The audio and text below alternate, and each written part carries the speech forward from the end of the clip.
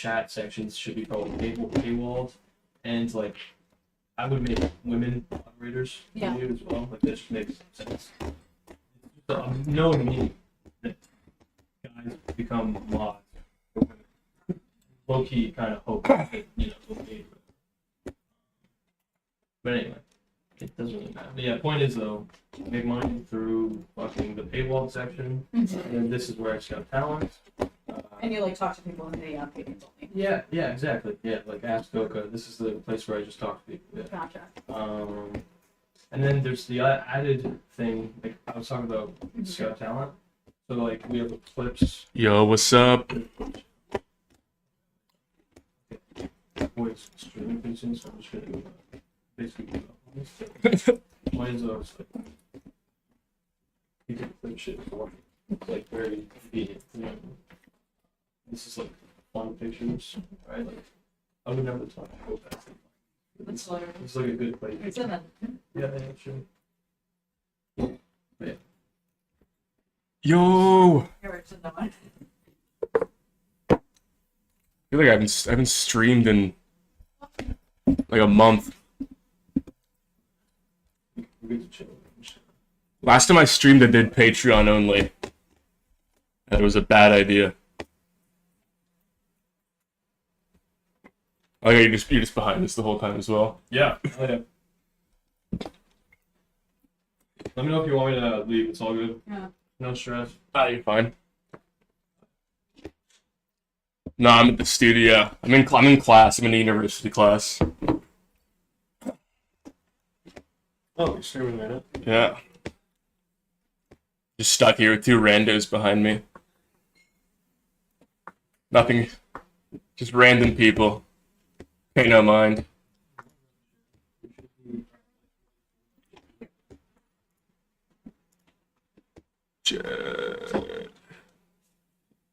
Horseshoe Theory next episode is dropping tomorrow. Oh my god, we had a Greek guy.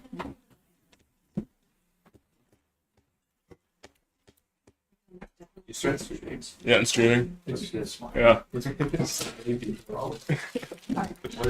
That was me. Oh, I will not make witness. It's fine.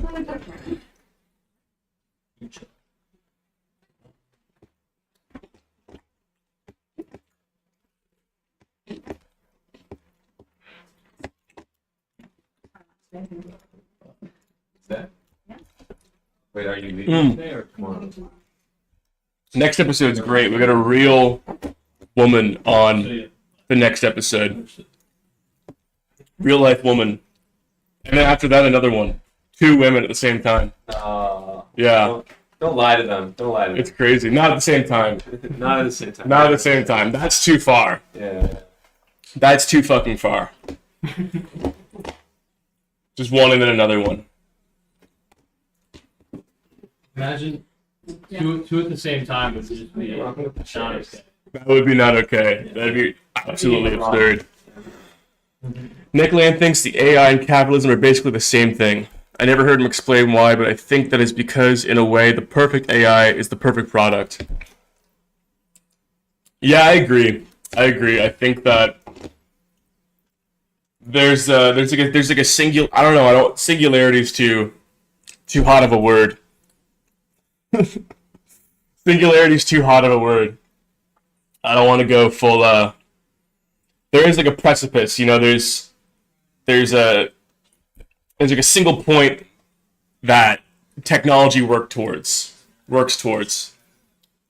I think the iPhone's a cool idea, like the black box that does everything.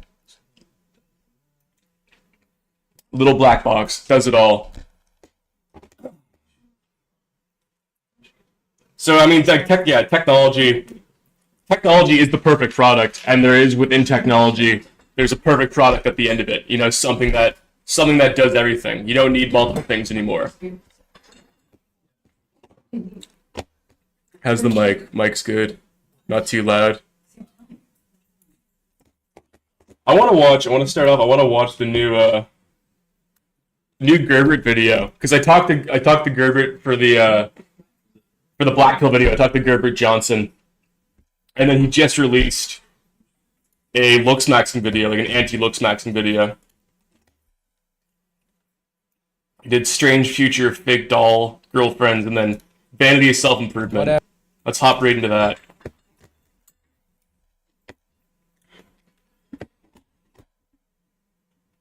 The iPhone is the monolith from 2001. It's 100%. Oh my god, Gerbert Johnson. You may have heard certain statistics that pertain to young men's inability to pull any bitches whatsoever. There's a gender imbalance in the dating market. A lot of them are lonely, virgins. A lot of people are meeting online, whatever. This extends to other aspects of young people's lives that just aren't working out. And, you know, these stats are corroborated. And it's just like, it's I love Gerbert's editing because you can tell he just does shit because he thinks it'd be fun to pull it off. Like, he actually has no intention with anything he does with his editing. It's just like, oh, this would be a funny idea to do. Great. so weird because, like, what's wrong with these guys? Did they not think to get a haircut, take a shower, drink more water, be more confident? Did this extremely large percentage of the male population not try going outside, mewing, or doing skincare? They couldn't have just bought an acoustic guitar and learned how to play In the Aeroplane Over the Sea? Or ordered SARMs off the internet and listened to funk at Planet Fitness? I mean, man, this alarmingly large cohort of men are just complete losers. They don't even know about the Shit's great. Just the panel in the snow. Like, why do that? Why it makes no sense at all. law of attraction. Can't they just manifest some bitches? They can't just wait until they're 35 and then swoop up some young poon? Jerry Seinfeld maxing. Oh, you can't buy a house. You haven't heard of Think and Grow Rich? Why don't you just start grinding, waking up early, going on a run, meditating, drop shipping products, cold plunge, get a few rental properties. It's really not that complicated. How about maybe you just train some pigeons to deliver cryptic notes to a woman that you vaguely know with coordinates on them? And then she'll find the area, and you'll just be waiting there. But I'm always for an anti hustle culture video. I like. The best one. The anti hustle culture. I like this Gerby arc. butt ass naked. Why don't you just frolic a fertile field, gather seeds and other various strange ingredients, put them in your satchel, and brew a love potion that you will. So you're saying Gerbert's hard to take seriously because he's actually attractive? I don't think Give him gum. Oh, yeah. Thank you so much. that's the thing with the black pill, with the red pill, is that it really, unless you are, it's like attractiveness doesn't matter because it plays on, and not intentionally. This sounds like conspiratorial. I don't think there's like some black pill Kabbalah or black pill cabal, but it plays on insecurities that all men have, right? It's like, it's not telling you to improve. It's telling you that if you're not the best, you're at the bottom. And all men kind of have these insecurities. So, like, it doesn't really matter how attractive you are. You could still always fall into the black pill. So, like, Gerbert's saying all this stuff. And I talked to him. When I talked to him, he said there's a point in his life where he was a little black pilled, little red pilled. So, I don't know. I really don't think attractiveness matters at all when it comes to this stuff. Slip into that hot girl's hydro flask during your psychology lecture. These guys haven't even tried alchemy maxing. They haven't even tried breaking into the Vatican, going underneath, finding the Philosopher's Stone, transmuting that one friend who's a little bit sus, a little bit fruity, a little bit gay, transmuting him into a girl. Okay, all of that is well and good, but the dysfunctions young people face with our economic problems. How do you talk about this stuff without sounding like an incel? I wouldn't worry about it. I think you can just talk about you can just talk about the normal trials and tribulations of relationships without sounding like an incel.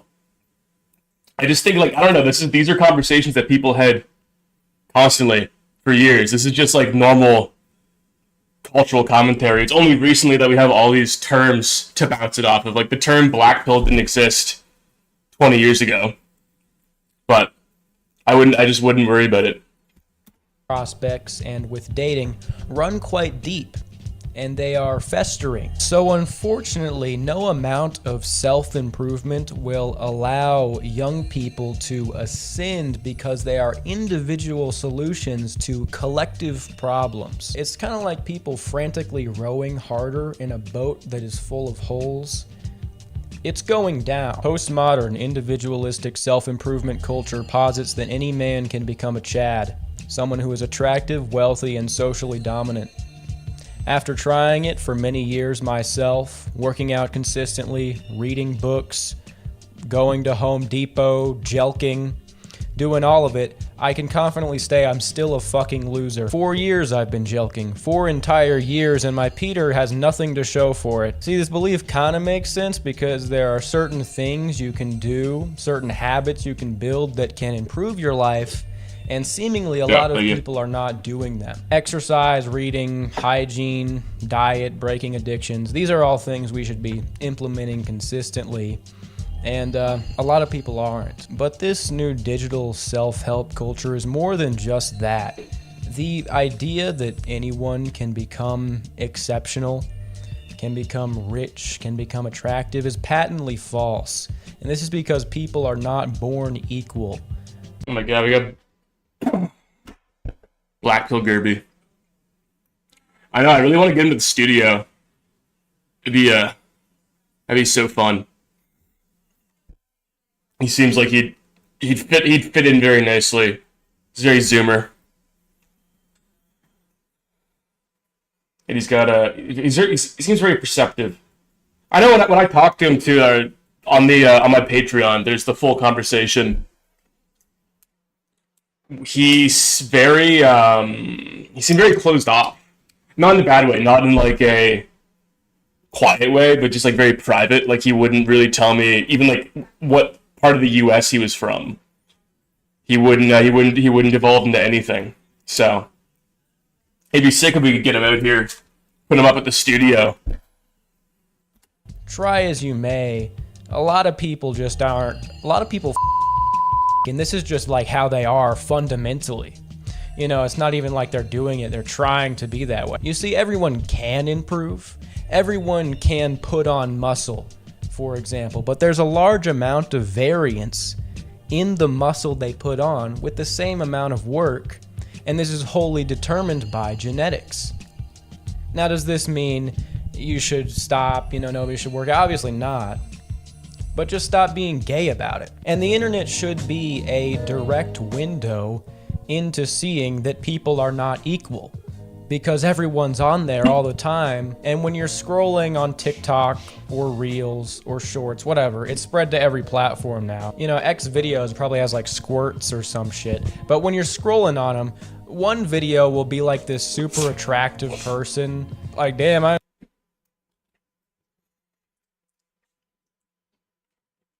I'm surprised there isn't. Do you know if there's Pornhub Shorts? Is there a porn site that does shorts That would yet? be so fucking fun. I feel like Reddit. Yeah? Resident Coomer got it. Yeah. Hear it from Goonies. There must be though. Yeah. Right. Like, I've seen videos now that are just 3 videos playing at once side by side. with Subway Surfer. No, not Subway Surfer. It'll just be like 3 women masturbating, like Oh, no, look up r/goon caves. r slash. Whoa. Not stream. No, yeah, he's. Can I go r slash? Can I go Just censored? Look it up on your phone, and then report what you see. Okay, we're doing a side quest to r slash goon caves. Do not put it on stream. Okay. Oh my There's gonna god. be hard cocks. Ram Ranch. Yeah, ram. r slash goon. Can I just censor it? No. Yeah. You could take a snipping tool picture and then manually. I don't I'm think writing you- a video essay on Oh, Islam, go to art- and we're go to talking about top. porn right now. Top Go to top post. r slash goon caves. Between two worlds right Or now. like, instead of hot, top of all time. Top of all time. I'm not over 18. It's gonna make you log into Reddit. It's just gonna be porn, dude. Is it just porn? It's The like moment you advanced. hit the I'm over 18, you're going to immediately get porn spammed. Yo, you single-handedly. Oh, I understand. I see what it is here. Yeah. It's just people watching porn on multiple monitors. Yeah, but sometimes with their friends, sometimes with their buddies.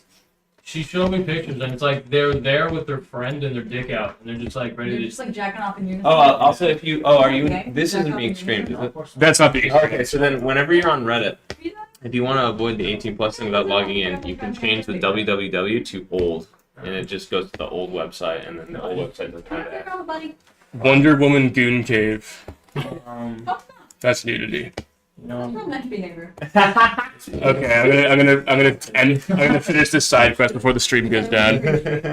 yeah, I know, He fell for the trap, and he was like, first picture. yeah. Just Hey, on the like- bright side, you beat the Gooner allegations. You don't even have a Reddit account. You don't even This is a know. real Christian right here. Yeah. I don't have a Goon Cave. Yeah, hell yeah, bro. That's so fucked up. The thing that people are just in their bedroom watching porn on 6 different monitors. Yeah, no, and like it's like the most unwelcoming environment possible. Yeah. It's environmentally unfriendly. How much energy does that consume? It's having a TV and 6 monitors and posters.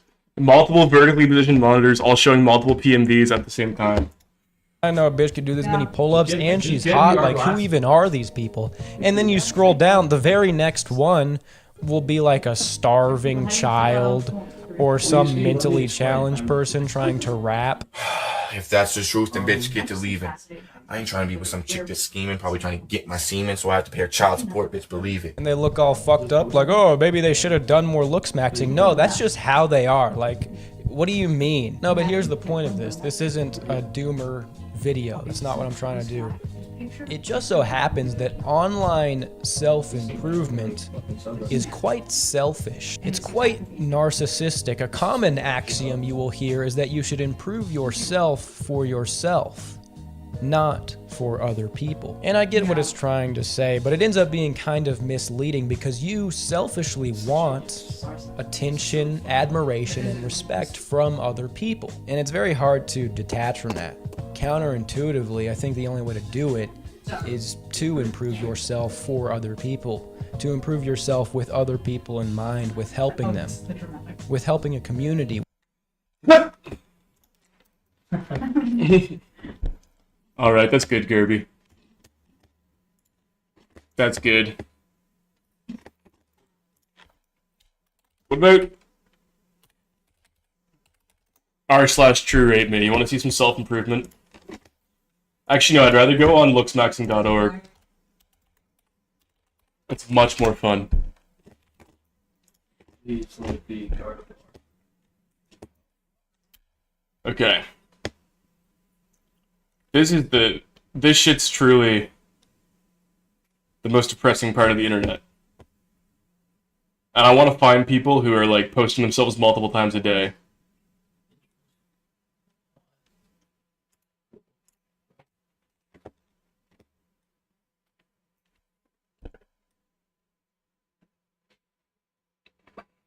Please tell me it just cuts to like the nut. This guy's always on here. This guy posts himself constantly. All the research I was doing for the Black Pill video when I was on looksmax.org is, look, this guy, look at this guy. Right, so we have Oh my. him here 1 minute ago, and then we have him This one? Yeah. 56 minutes ago. He gained like 40 pounds since the start of this. 56 minutes. And he's like, he's handsome. What do you think about this guy? What would you rate this guy? Oh, it's over. It's over for that guy. That's over for him? Yeah. Let's look how many times he's posted today. So we have 1 minute ago. We have 56 minutes ago. We have 2:53 p.m.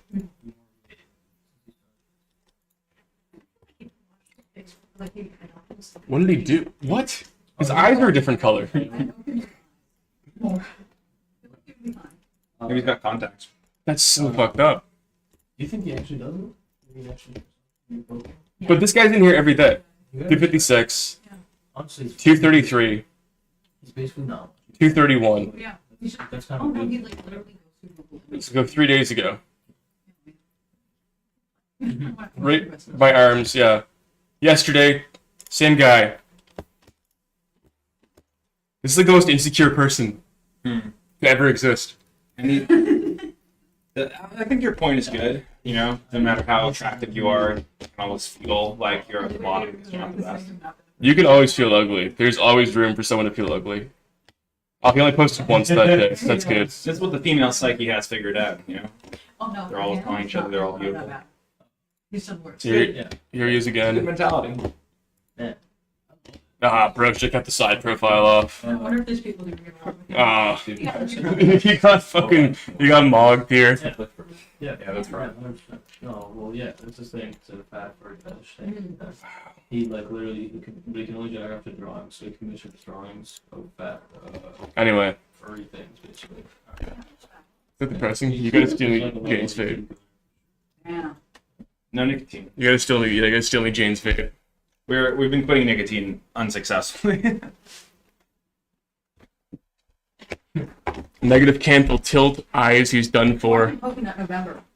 What is coconut November? Low self-esteem is a hell of a drug. You don't know that November? Yeah, no, seriously, that's it. It's just low self-esteem. Like, Each day of the month. He did coconut here too. it's always just low self-esteem, man. It's always just low self-esteem. Stop to the Pokemon.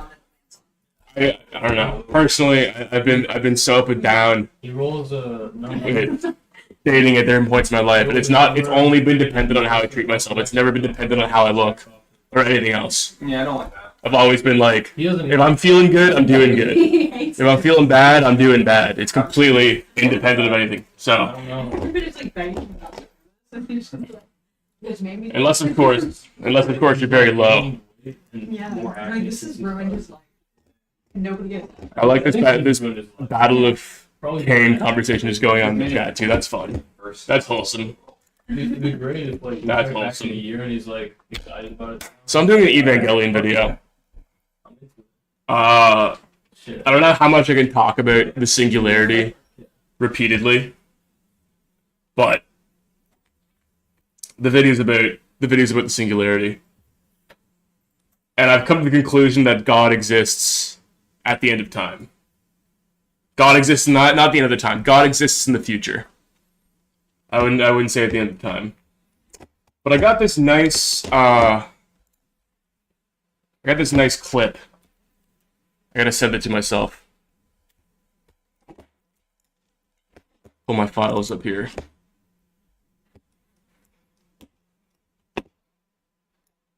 Well, here, let's listen to this. This is the intro I did. This is the intro for the Evangelion video. Welcome back to Alpha Pod. We ask the hard questions about love that no one wants to ask. All right, 2 questions. What body count is too high? Where are you saying no way, Jose? Like 25. Yeah, after like 25. Depends on the person, depends on the age. 5. Respect, man. Sigma?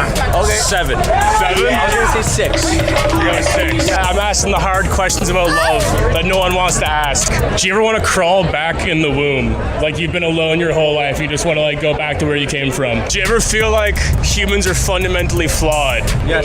We're broken creatures. Yes, I do believe that, yes. Would you live inside a computer if it meant your girl would never cheat on you? If you could live forever inside of a computer, would you do it? Definitely not. Do you ever get freaked out when you look at your hands? Do you ever want to crawl back in the womb? No. Yeah, but you ever get lonely? You never want to go back?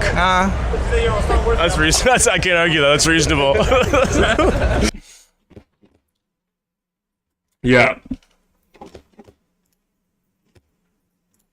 People in Toronto are really boring. Not too boring. I never get the same reactions that I want when I do man in the street stuff. People are always very closed off or very careful of what they say because they're so aware of being perceived. Yo, you know what? The one time that wasn't the case, the one time was during the convoy, the trucker convoy. Yeah. My brother went and like interviewed people, whatever. Fucking hilarious. Like those people are funny as hell. That would be hilarious. Yeah. Yeah. Well, it's what we were talking about last night. I just feel like people, Yeah. the influencer shtick is so bad now. Yeah. Yeah. That it's like, Yeah. you know, who wants to? 10 years ago, it'd be so easy. 10 years ago, it'd be like, you want to be in a video? I'd be like, yeah. Yes. I want to be in a video. Now it's like, I don't want my career to end. yeah. It's insane. Yeah, people in Toronto are very normal. Very normal. No one's too, I don't know. People are a little closed off. It took a lot. Like, I was out last night, and it took a while to find people. Like, I filmed all that last night. And it took a while to find people who are very funny. Like, I had to edit a lot of it for them to be funny. But no one was, like, naturally charismatic. Very few people are naturally charismatic when you talk to them. Like, it's one thing to not be funny. Is like, whatever. I don't expect anyone to be, like, funny all the time. But to not be charismatic is a... Yeah, you can be a bit more magnetic here. World...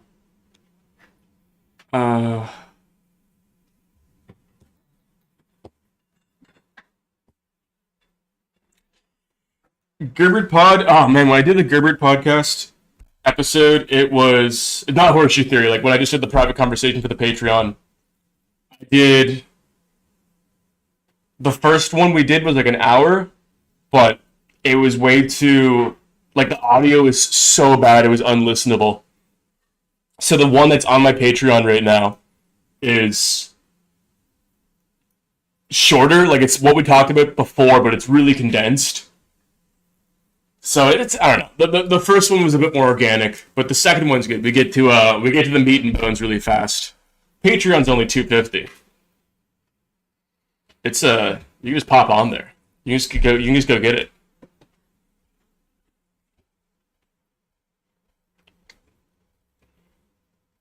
There's a lot of Hegelian philosophy in Evangelion. The instrumentality project is close to a materialized Geist. Yeah. I have to watch it now. You should watch Evangelion. I've tried to watch it many times, but I've never Same. quite. I watched it in the context for, I was quite intoxicated.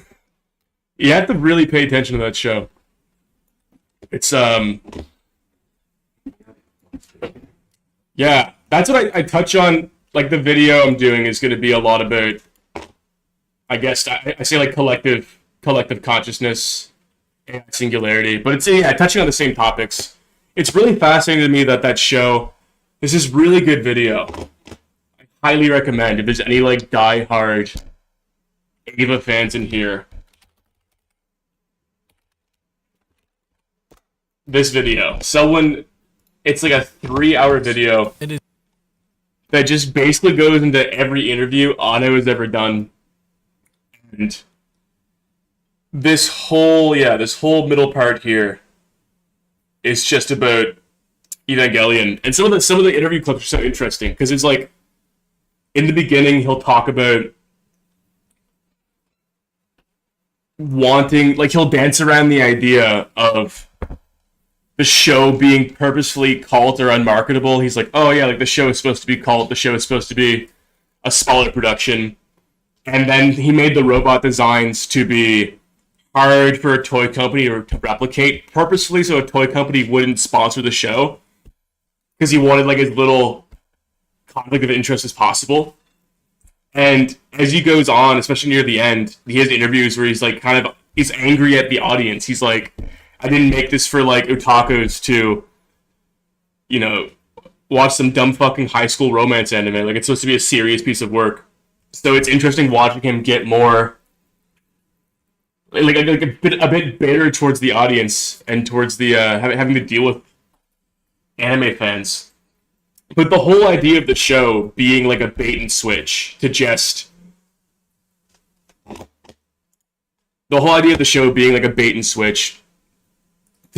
get to the point where like the whole plot of the show is that they want to make all of human consciousness one single being where there's no boundaries between each other and no one feels lonely ever again. Right? That's the whole plot of the show. Why is the chat... There we go. That's the whole plot of the show. So the idea of the show being like a bait and switch where he introduces like teenage romance and fighting robots and all these like cute girls, and the sole purpose is to like trick an audience into watching the whole show is crazy. It's like it's genius.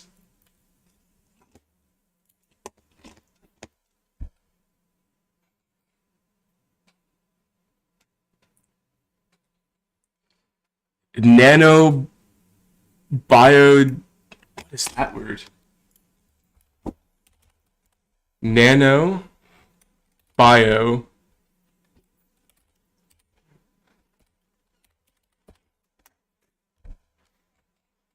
what is that?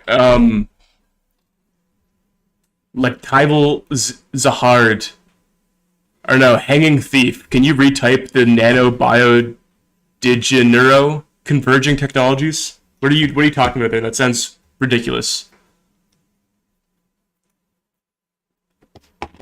Nanobio de Janeiro.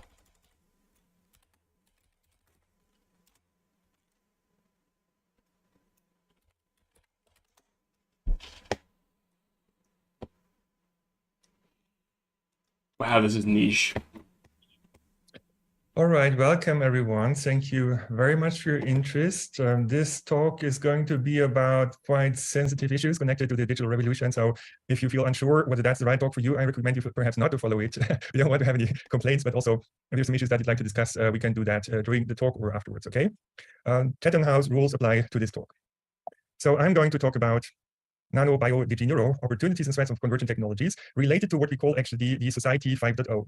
And so what is the Society 5.0? It's basically an extension of the Industry 4.0 towards a new model of society.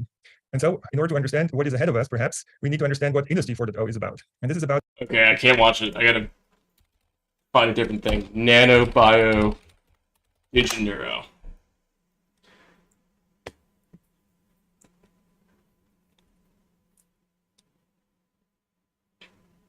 What is this?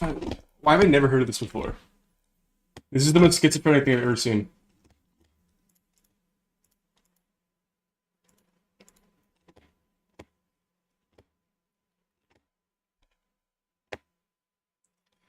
Technology is on the way to convergence in an age of ubiquitous computing, information, and communication technology is increasingly able to work closely with nanotechnology, biotechnology, and neurotechnology.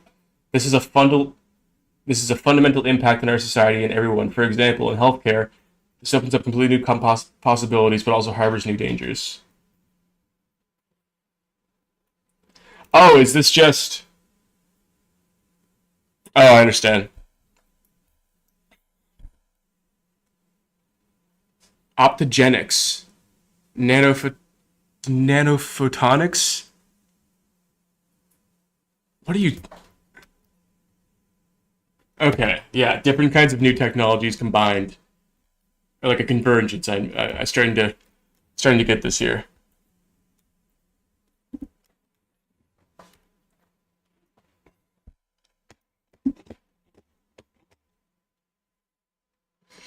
What is this? Optogenics. I like there's like a political ideology. There's a political ideology, techno-optimist intersection where the ideology fans love putting words together, right? They love just putting adjectives and dashes in sequence. And then the techno-optimists do the same thing. Like this, they just keep combining different prefixes and suffixes and adjectives and to create new words where they're like, oh, this is like a new technology we're going to work on. It's the intersection of all these other technologies. It's insane.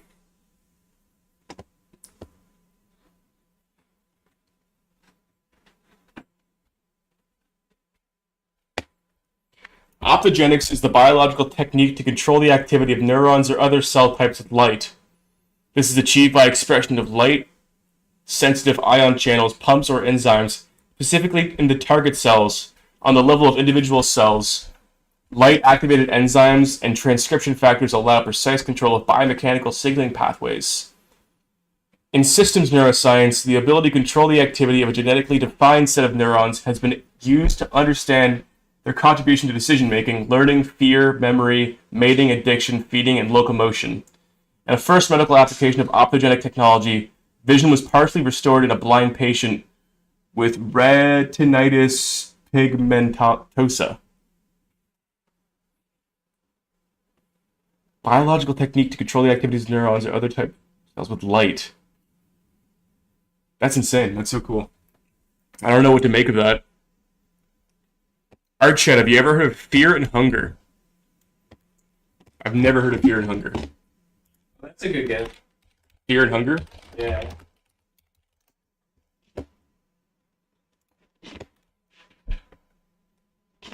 Let's log in to see this content. Fear and Hunger.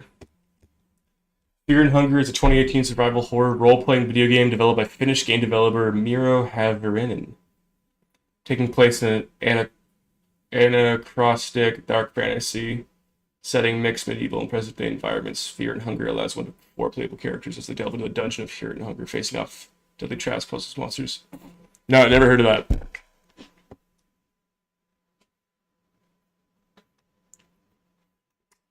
That sounds sick. Opinion on playing video games. I'm on the fence. I think you should. I just think like art should be consumed very intentionally. Like TV shows, movies, everything should be consumed with intention and focus. I think there's so many video games that just don't require intention or attention to take in. But same with TV, same with movie. I just like, for me personally, I find if I'm going to engage with a piece of media, I'm going to like really sit with it. But I don't play a lot of video games because I don't play a lot of video games passively. I think the last game I played was Starfield. Because I'm a huge Bethesda fan, and I just lost interest after like 40 hours. It was such a boring, like half-baked game. Or not half-baked is probably the wrong word. It was like almost over-baked. There's too much going on.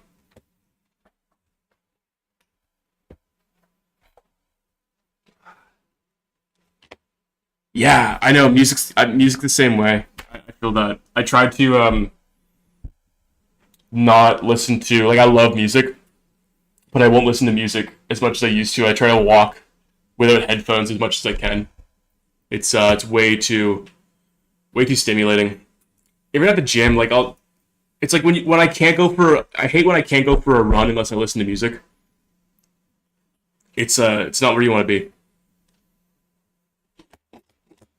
I want to look at more. So what else? There was another one I wanted to look at though. You said optogenics, nanophotonics.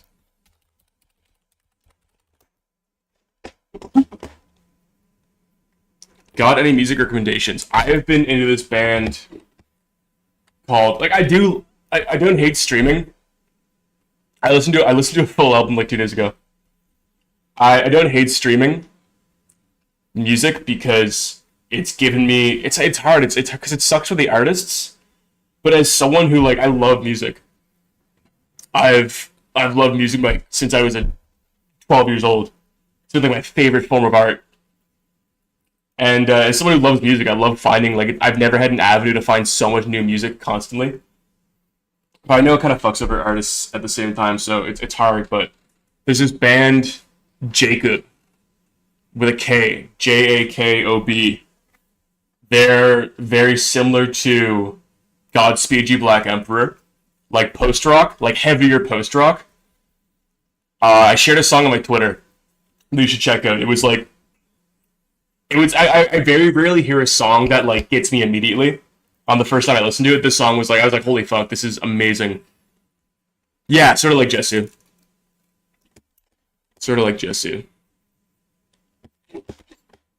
Nanophotonics. The behavior of light on a nanometer. I love looking into random science and technology things with no context. Like, everything's sort of rhizomatic, and then you just jump to a new thing without context of what it is, or like all the pieces that connect it.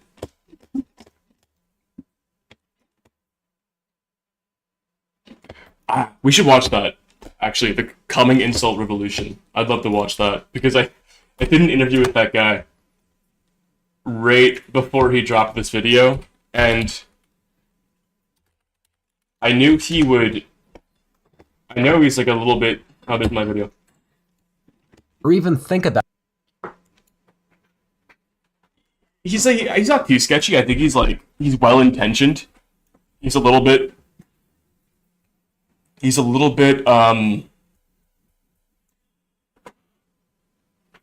like low wisdom is probably a good phrase to describe it. Definitely, I can kind of tell by the way he conducts himself. Low wisdom.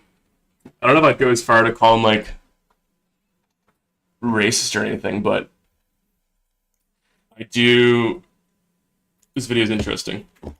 This topic is one of the most taboo in all of society. Most people won't discuss it or even think about it since they don't want to deal with the immense social shaming that comes from it. As a person who studies history, you tend to see that we're incredibly ruthless to previous eras of history. That being said, every era of history thinks they're in the right and they always do something wrong in a major way. Thus, it goes without saying that we're doing the same thing since every society does so. The human mind projects, and thus society which hates its ancestors really hates itself. That being said, someone needs to discuss the elephant in the room. As my father said growing up to me, if no one in the room is doing the right thing, that makes it your duty. I sincerely believe that the issues in modern dating are so horrible that they will cause a revolution in the next few years. For people new to my channel, that may sound insane, but I believe it unironically. I've made several videos talking about why I believe in. Yeah, I agree. I don't understand why he made the video either, because it is something it's like, this seems to be the thesis of his channel at this point. It's just some sort of anti-lib revolution on the way. And I feel the same way. Like, everyone sort of has this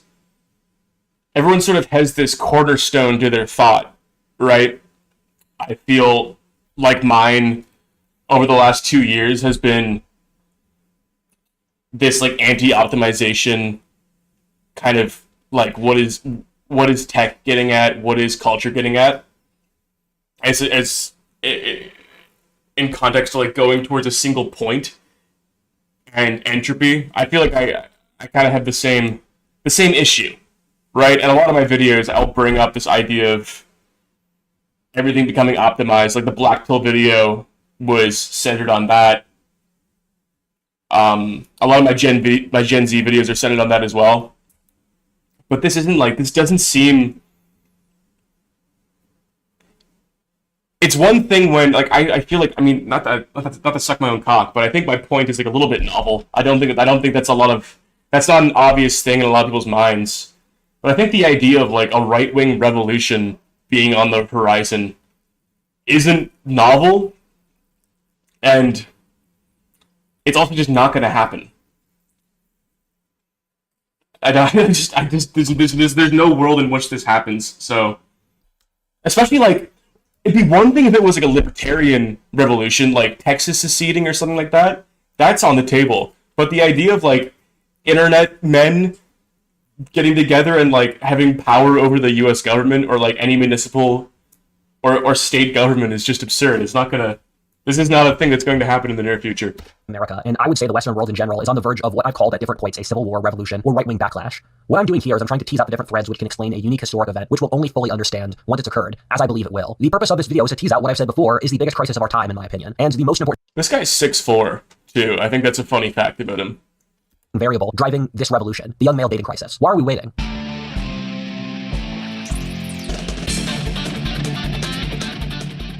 The world is a dangerous and hostile place, and always has been, and Delete Me helps you deal with the hostile world of the internet. Data brokers have scrubbed the vast majority of where their emotional state is. Thus, when you're seeing someone say something, in most cases, it's just a rationalization of what's inside their self-interest to believe. This is obviously true for the left in general today, which is philosophically literally said that logical consistency is white male oppression, and whoever is in power gets to determine what's true. In general, these are like 2015 anti-SJW talking points. Like,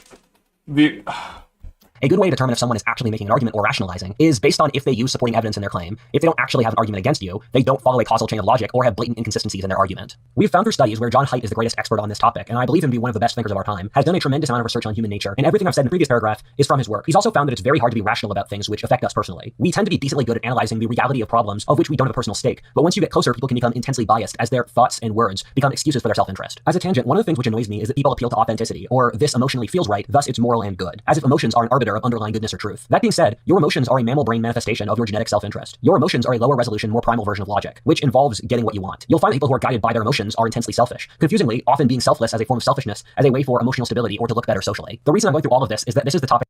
I think that I'm not gonna. I think what about this? I think the reason he's gotten so big is that you have to pause his videos to read the blocks of text, and that it like drives up audience retention or something.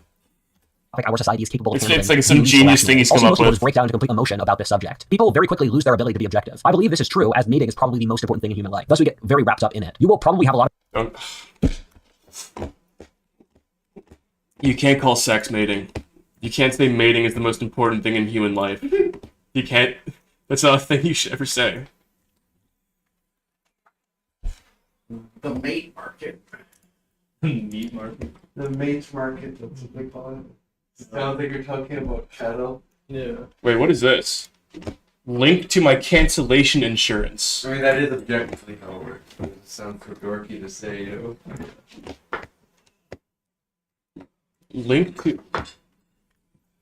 Proactive crowdfunding. Proactive crowdfunding works differently than conventional or responsive crowdfunding. Instead of a direct, immediate transfer of funds from donors to recipients, this is a pledge to donate only if a scenario occurs that has already been articulated by the pledge recipients and agreed upon by anyone who decides to pledge ahead of time. Should the scenario come to pass, the pledge recipient activates their pledge pool and the funds contained therein are transferred.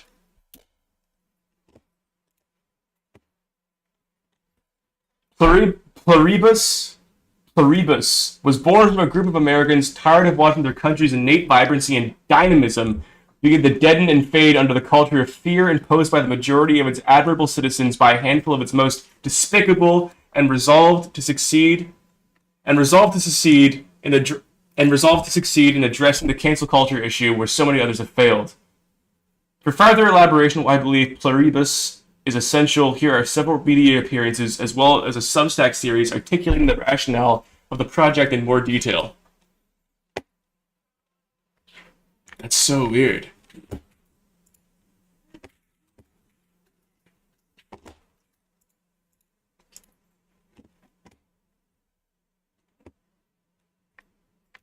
What do you think about this?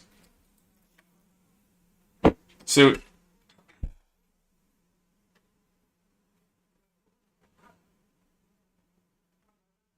it's like if you get canceled, you get money. What? Providing the means for you to protect yourself against cancellation is not calculated through a risk profile or such things to determine a monthly premium. The value of the service will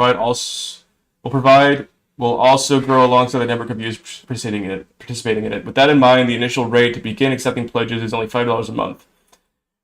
This will allow you to work with your supporters to build your Pluribus parachute and activate it should the need arise for as long as you are with us. So they take your money. They take your money and hold it. This sounds like a horrible service. This sounds like it's like you subscribe and then when someone wants your money, they just press a button so you don't know when the money's coming out.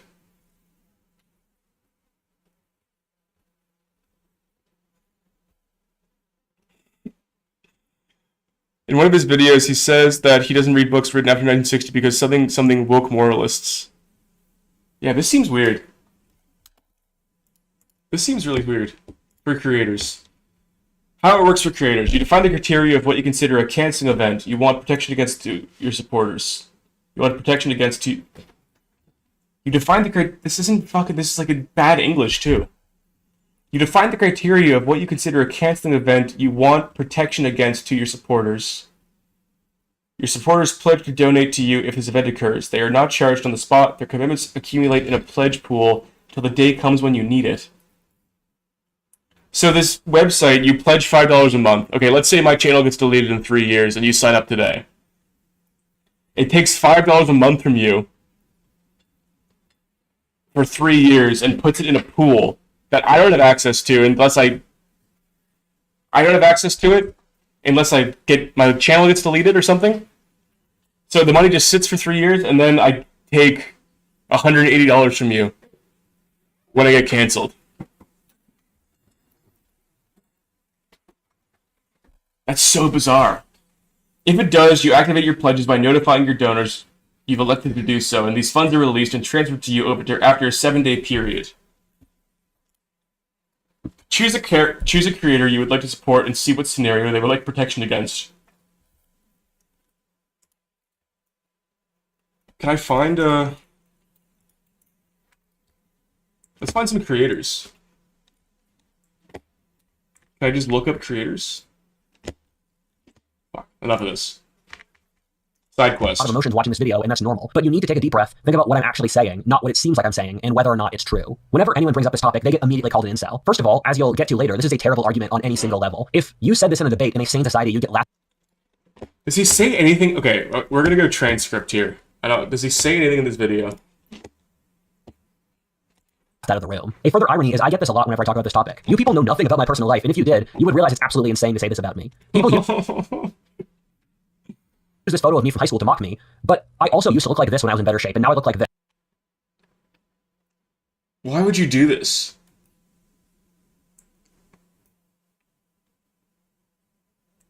Why would you post these? Why would you? Well, I've been on keto for over a month to get in better shape now. There is a barrier between YouTubers and their audience for obvious reasons, which means you guys really know very little about me. I know me doing this here is incredibly petty, but the thing is I'm responding to something even more petty, and I need to debunk this line of argument since otherwise it will clog up the entire discourse around this video. If you're a decent person watching this, I apologize. A lot of people think I'm some nerd dwelling in my parents' basement, but this channel is actually a pretty complex business that I make decent money off, where this is my full-time job. I have a team which works for me, I live in my own house, I make over 6 figures a year, I drive an Audi, and I'm 6'4" tall. I have a large social network, have founded 8 different social clubs, including one for professional influencers at one point. I'm pretty satisfied with my romantic options right now, and I'm just not an incel. Again, I apologize.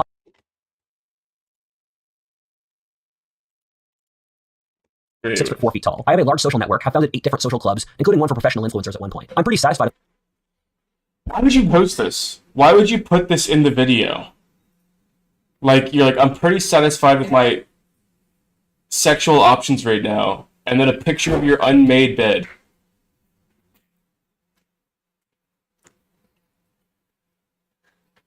It's just such a bizarre thing to do. There's just bad optics. I don't understand why you would post this. Just leave this out.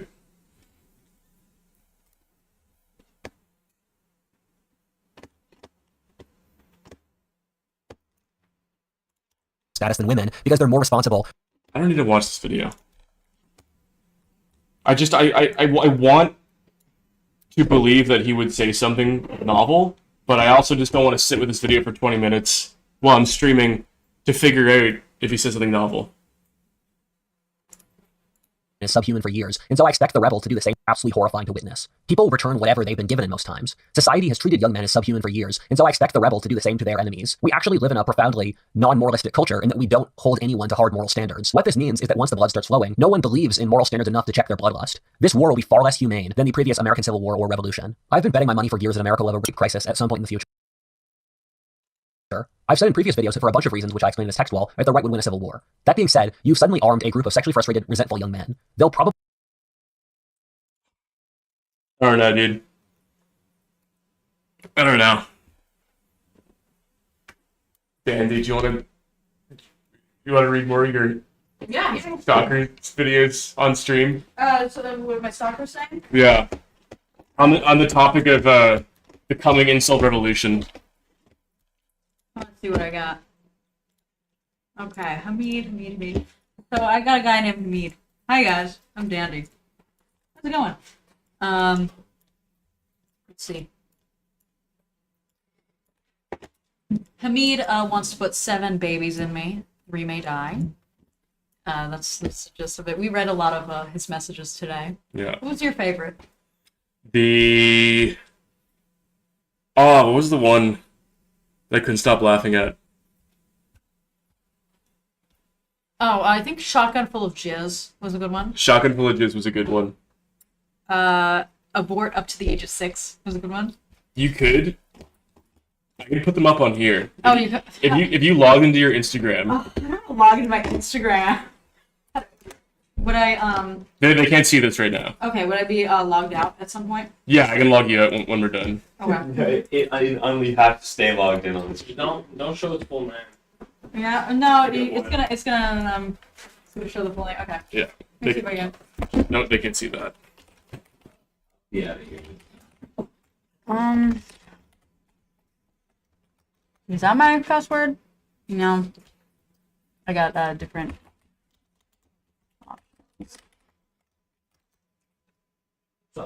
And I show that. What the fuck is my password? I think I Okay. did it on stream. Hold on. Yeah, I gotta get my authenticator. the security code in. I'm doing this just for you. Okay, it is.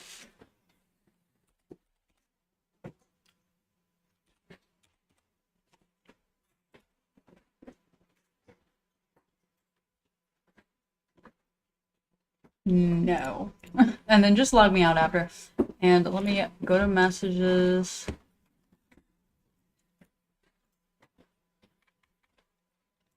How do I scroll down? Is it not Let me see. not working there? Because it's in hidden. It's not even in message requests. It would be in requests and then hidden requests, but it doesn't look like it's scrolled down. What? It's so weird. Oh no, this ruins everything. Yeah, this ruins everything now. Yeah, that's weird that you can scroll there, but you can't scroll there. Open up. Opening all your message requests now.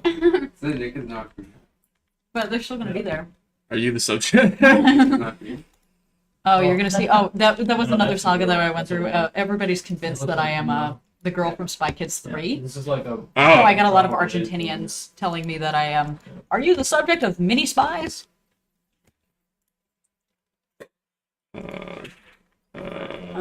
This isn't gonna work. This isn't gonna work. But That's you so- log me out. That's so sad. Yeah. Yeah.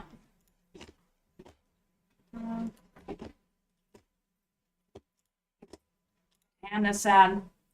But I can hand my phone to you if you want. Yeah. You could just read them out loud. Here we go. Yeah, here it is. All right, so I should pull up your TikTok first. Oh, yeah. I should give context of who you are. You just showed up here.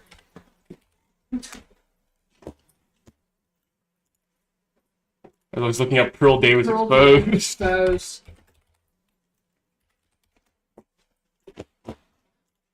Okay. That's me. This is who this is. Wow, you really do. These are pinned. Yeah, those are pinned. 208,000? 285? Yeah. That'd be pretty far. You take a share. Oh, thank you.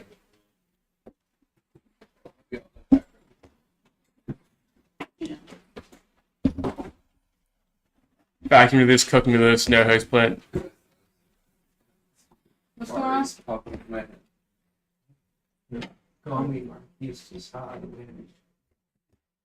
Do you understand why you have Sims? No. Does it make sense in your head? Here's how to look old money. Here's how to look new money. I don't know what you guys are trying to do with your Shein blazers, but I you have are no not idea. emulating anything remotely close to old money. I don't know what you're even talking. So this is the entrance to one of my favorite places.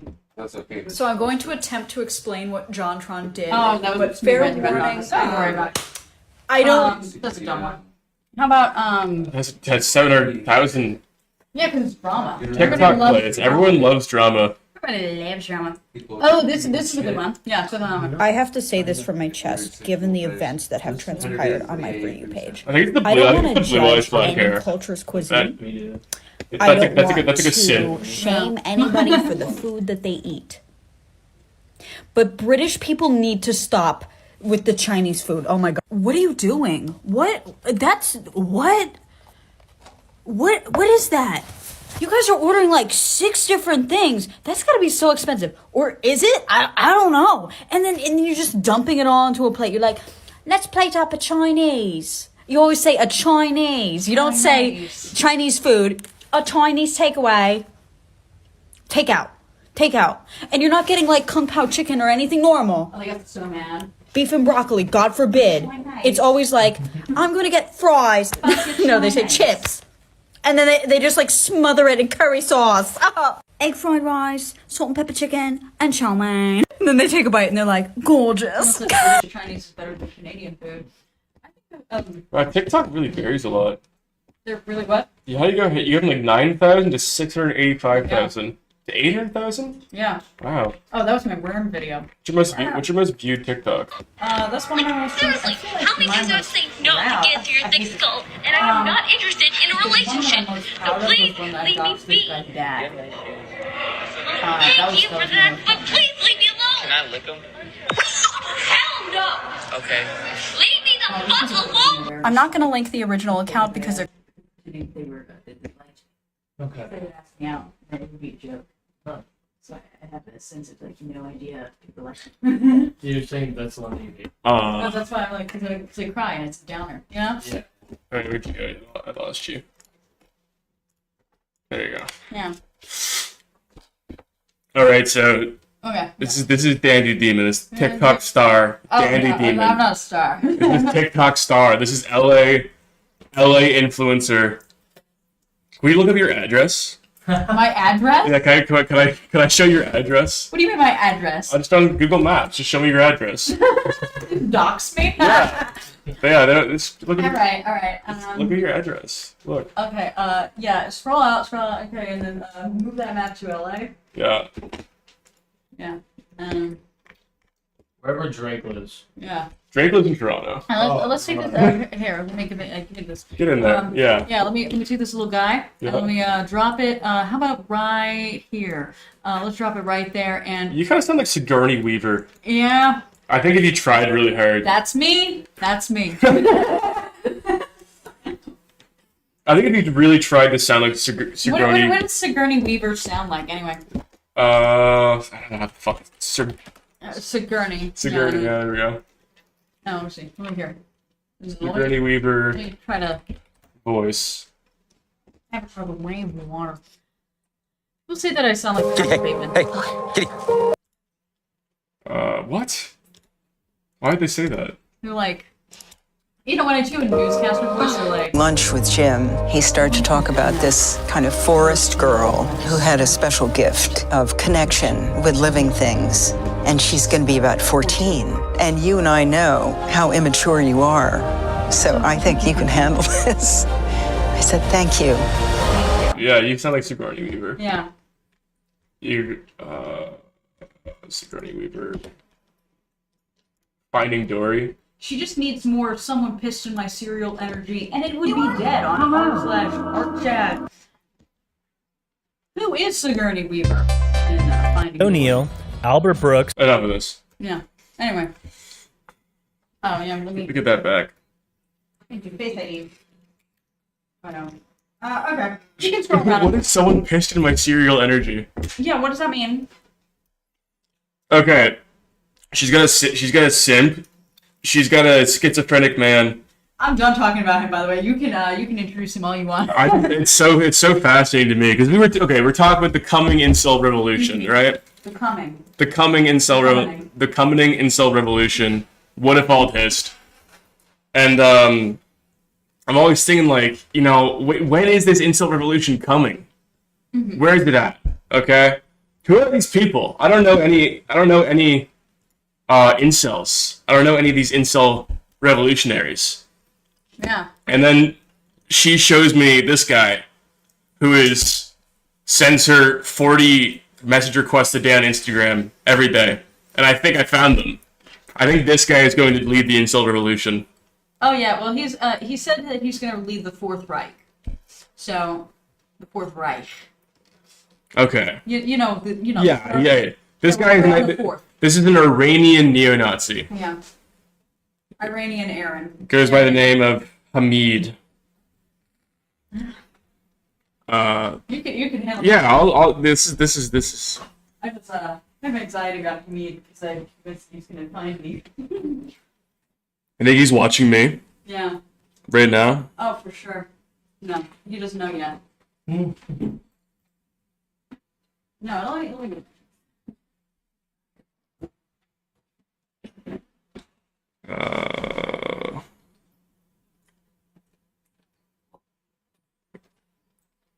So, in reply to your TikTok video on whether I'm genuinely interested in you, did you make a TikTok video about whether?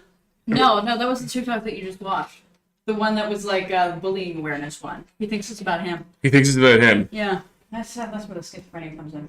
In reply to your TikTok video on whether I'm genuinely interested in you, well, I don't have a lot of money, and so if I send you half of whatever I make each day, then that shows I'm genuinely interested in making a sacrifice to be with you. On my end, it is also difficult.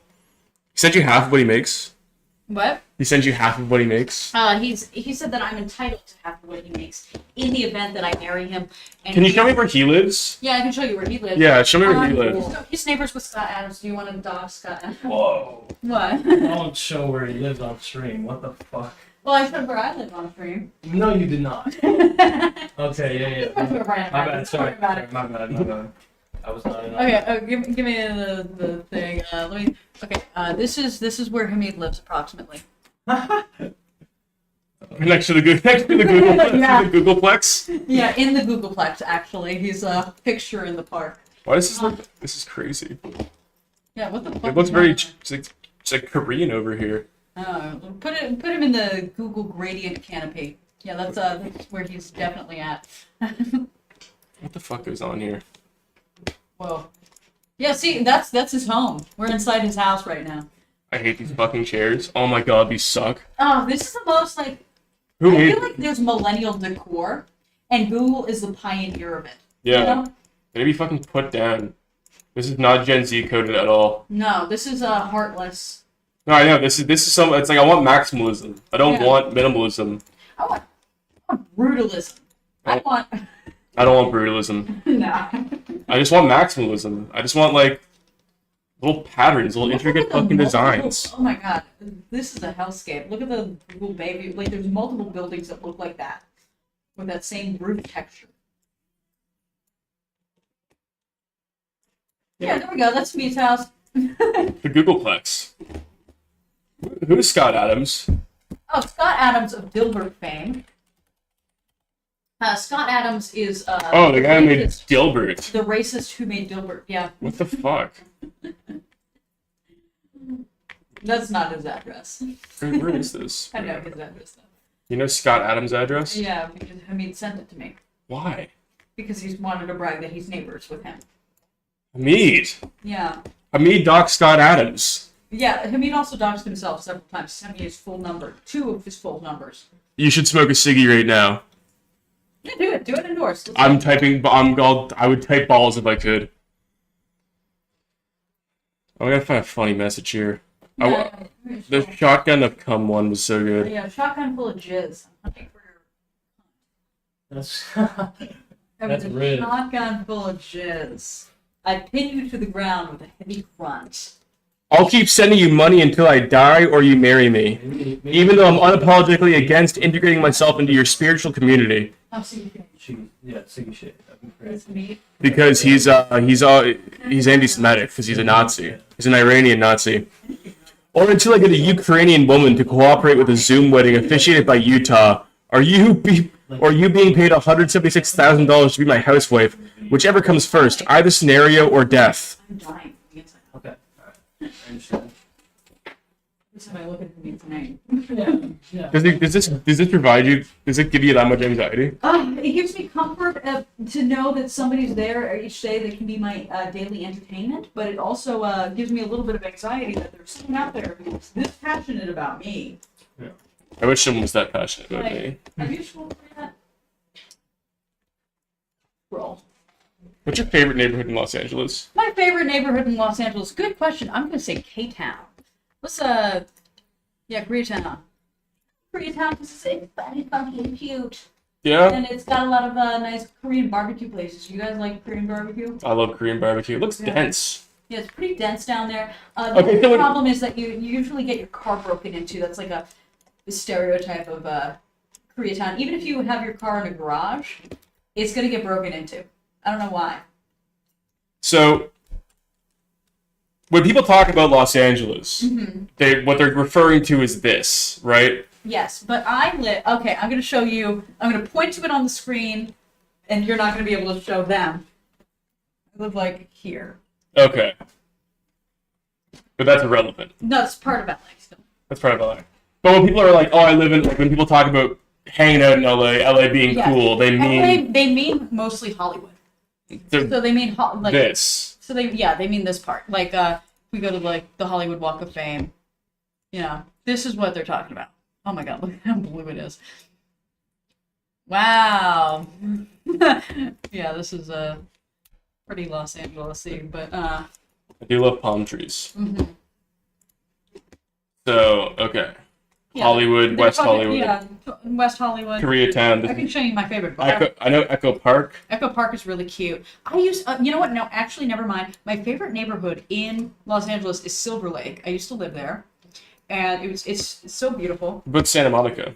Santa Monica is nice. It's a nicer version of Venice. Venice is a shithole. I used to work there. If you put This the is little Venice guy- Beach, right? Yeah, put the little guy on Venice Beach. I feel like that's a good thing to do. I've been to Santa Monica. That's not Venice Yeah. Beach. Oh yeah. I played GTA 5. Yeah, I know GTA my way around Los Angeles. Yeah, if you go on the beach, it's very reminiscent of GTA. Yeah, it's GTA 5. Yeah. I know, like, this area, when I think about GTA. We live in here, which is weird. Reagan's the madman. Yeah. It's classic GTA. Mm-hmm. Want me to scroll to like a juicy one?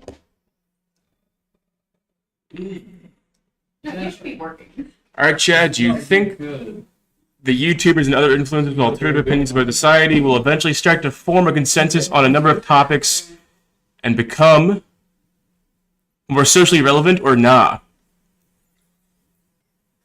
Yes, I do think so, actually. I've been following, through the podcast, I've been noticing... Can't see shit. There we go. Through the podcast, I've been noticing this through line. I got a tip that says, can you tell Gokunaru he smells like stale dry salami? How does that feel? I mean, I am going for the Italian, deli worker aesthetic today. I'm looking like a bit of a villager today. Yeah. With the fleece, the gray shirt, Yeah. blue jeans, Yes. the caterpillar working man socks. Yeah, facts. Actually, yeah. Whoa. Let's see, but I got the bioluminescent socks on for that. yellow caterpillar socks. Those are the peasant socks nowadays. Show feet. Show feet. That's actually something I've avoided doing. Oh, well, you just did it right now. Yeah, sorry. Like, the sock is like, that's the modesty, Here's snagging. I've noticed through the podcast that there's this through line that I see forming between people who are, it's like this sort of post-woke politics. They're not, it's not just like anti-left or like anti-SJW. It's not conservative. It's a little libertarian, but it's not culturally conservative. There's this sort of like future optimistic, techno-optimistic, transhumanism, longevity people, network state people, crypto people. Yeah, there's like a real. There is this through line forming that I think it's going to form cultural relevance. It already is forming cultural relevance, but it's like, look, the left isn't what people imagine the left being, like this sort of like conservative boogeyman idea of the left doesn't exist anymore. And if it does, it has no political power. It never had political power, but it just doesn't exist, right? And like I would say, you know, even the the most contemporary relevant manifestation of young left-wing liberal politics being the Palestine protests, like the Columbia encampment, the encampments across the states right now. Those aren't left-wing the same way, like, you know, like 2016 trans rights people were left-wing. It's a different kind of left-wing. It's entirely disconnected. It's just student politics. Yeah, But no, that makes sense. You can see why somebody would become a Satanist. 100,000,000%. Well, especially makes special sense. I don't think it's same with the right wing too. Like the old right doesn't exist. The IDW, that kind of right wing, that doesn't exist anymore either. That's completely dead. It's completely irrelevant. No one gives a fuck about Steven Crowder. No one gives a fuck about Ben Shapiro. It's like boomer politics. It's like shit that like 40-year-olds get attached to when they think like they think schools are trying to turn their kids trans. I just think when economic issues get so serious, no one gives a fuck about this identity stuff on the right or the left. I don't know any young people who are that dedicated to the culture war anymore. It's like no one gives a fuck about it. Like most young people are just care about making money and economics. So I really do see this new form of political consciousnness forming. Absolutely. It's exciting. It's so exciting. I know, yeah. I am too. Like I was into the IDW stuff. I think I was into the knucklehead right wing stuff when I was younger, but it just doesn't go anywhere. Like the IDW doesn't have opinions on stuff. Most contemporary right wingers don't have opinions on things. Like conserving what? What do you want to conserve? At what point do we go back to? Are we going back to the 1950s? Are we going back to the 60s, the 70s? Like what are their actual opinions on things? I don't see it. I never see them have actual opinions on things. And if they do, it's like very softball. Like we need to preserve the family unit. Of course we do. Who thinks we don't need to preserve the family unit? Who thinks that divorce is good? Maybe like I'm sure there's a fringe group on the internet who thinks that like the monogamy is some sort of white supremacist institution, but it's like that again, it's irrelevant. Those people only get propped up by right wingers who are like, oh look what the fucking left is saying, look what these crazy left wing zoomers are saying. Like no one actually thinks that. You guys talk about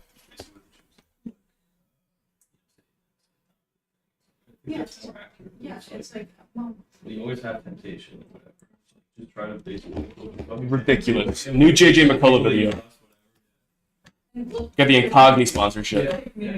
these are pretty bad. My YouTube is fucking degenerate, dude. My YouTube is fucking degenerate. What happens, in this life than in the next life, and as long as you live a good life now, Is anyone? whatever happens next, trust it. I don't play. I used to play OSRS. I now just live vicariously through the to the extreme, like self-worship videos on the internet. It is like a kind of hedonic thing where it's like just focus on pleasure.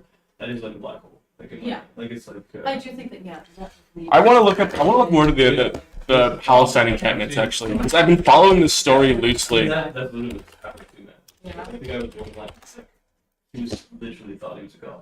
That was his thing. Literally, like, NBC News. like delusional. Hundreds of pro-Palestine protesters are arrested at campuses as colleges crack down on encampments. Let's be clear. Like this guy's satanic. Like the fifth time. Why am I looking at NBC when we have YouTube.com to find on-the-ground footage? But like, no, I know. Like, it's like basically projecting a lot onto you. And it's clear. Like it's just bubbling up. Where it's like, okay, so clearly it's getting it out. Here we go. Columbia is the epicenter of pro-Palestinian protests across a number of campuses in the U.S.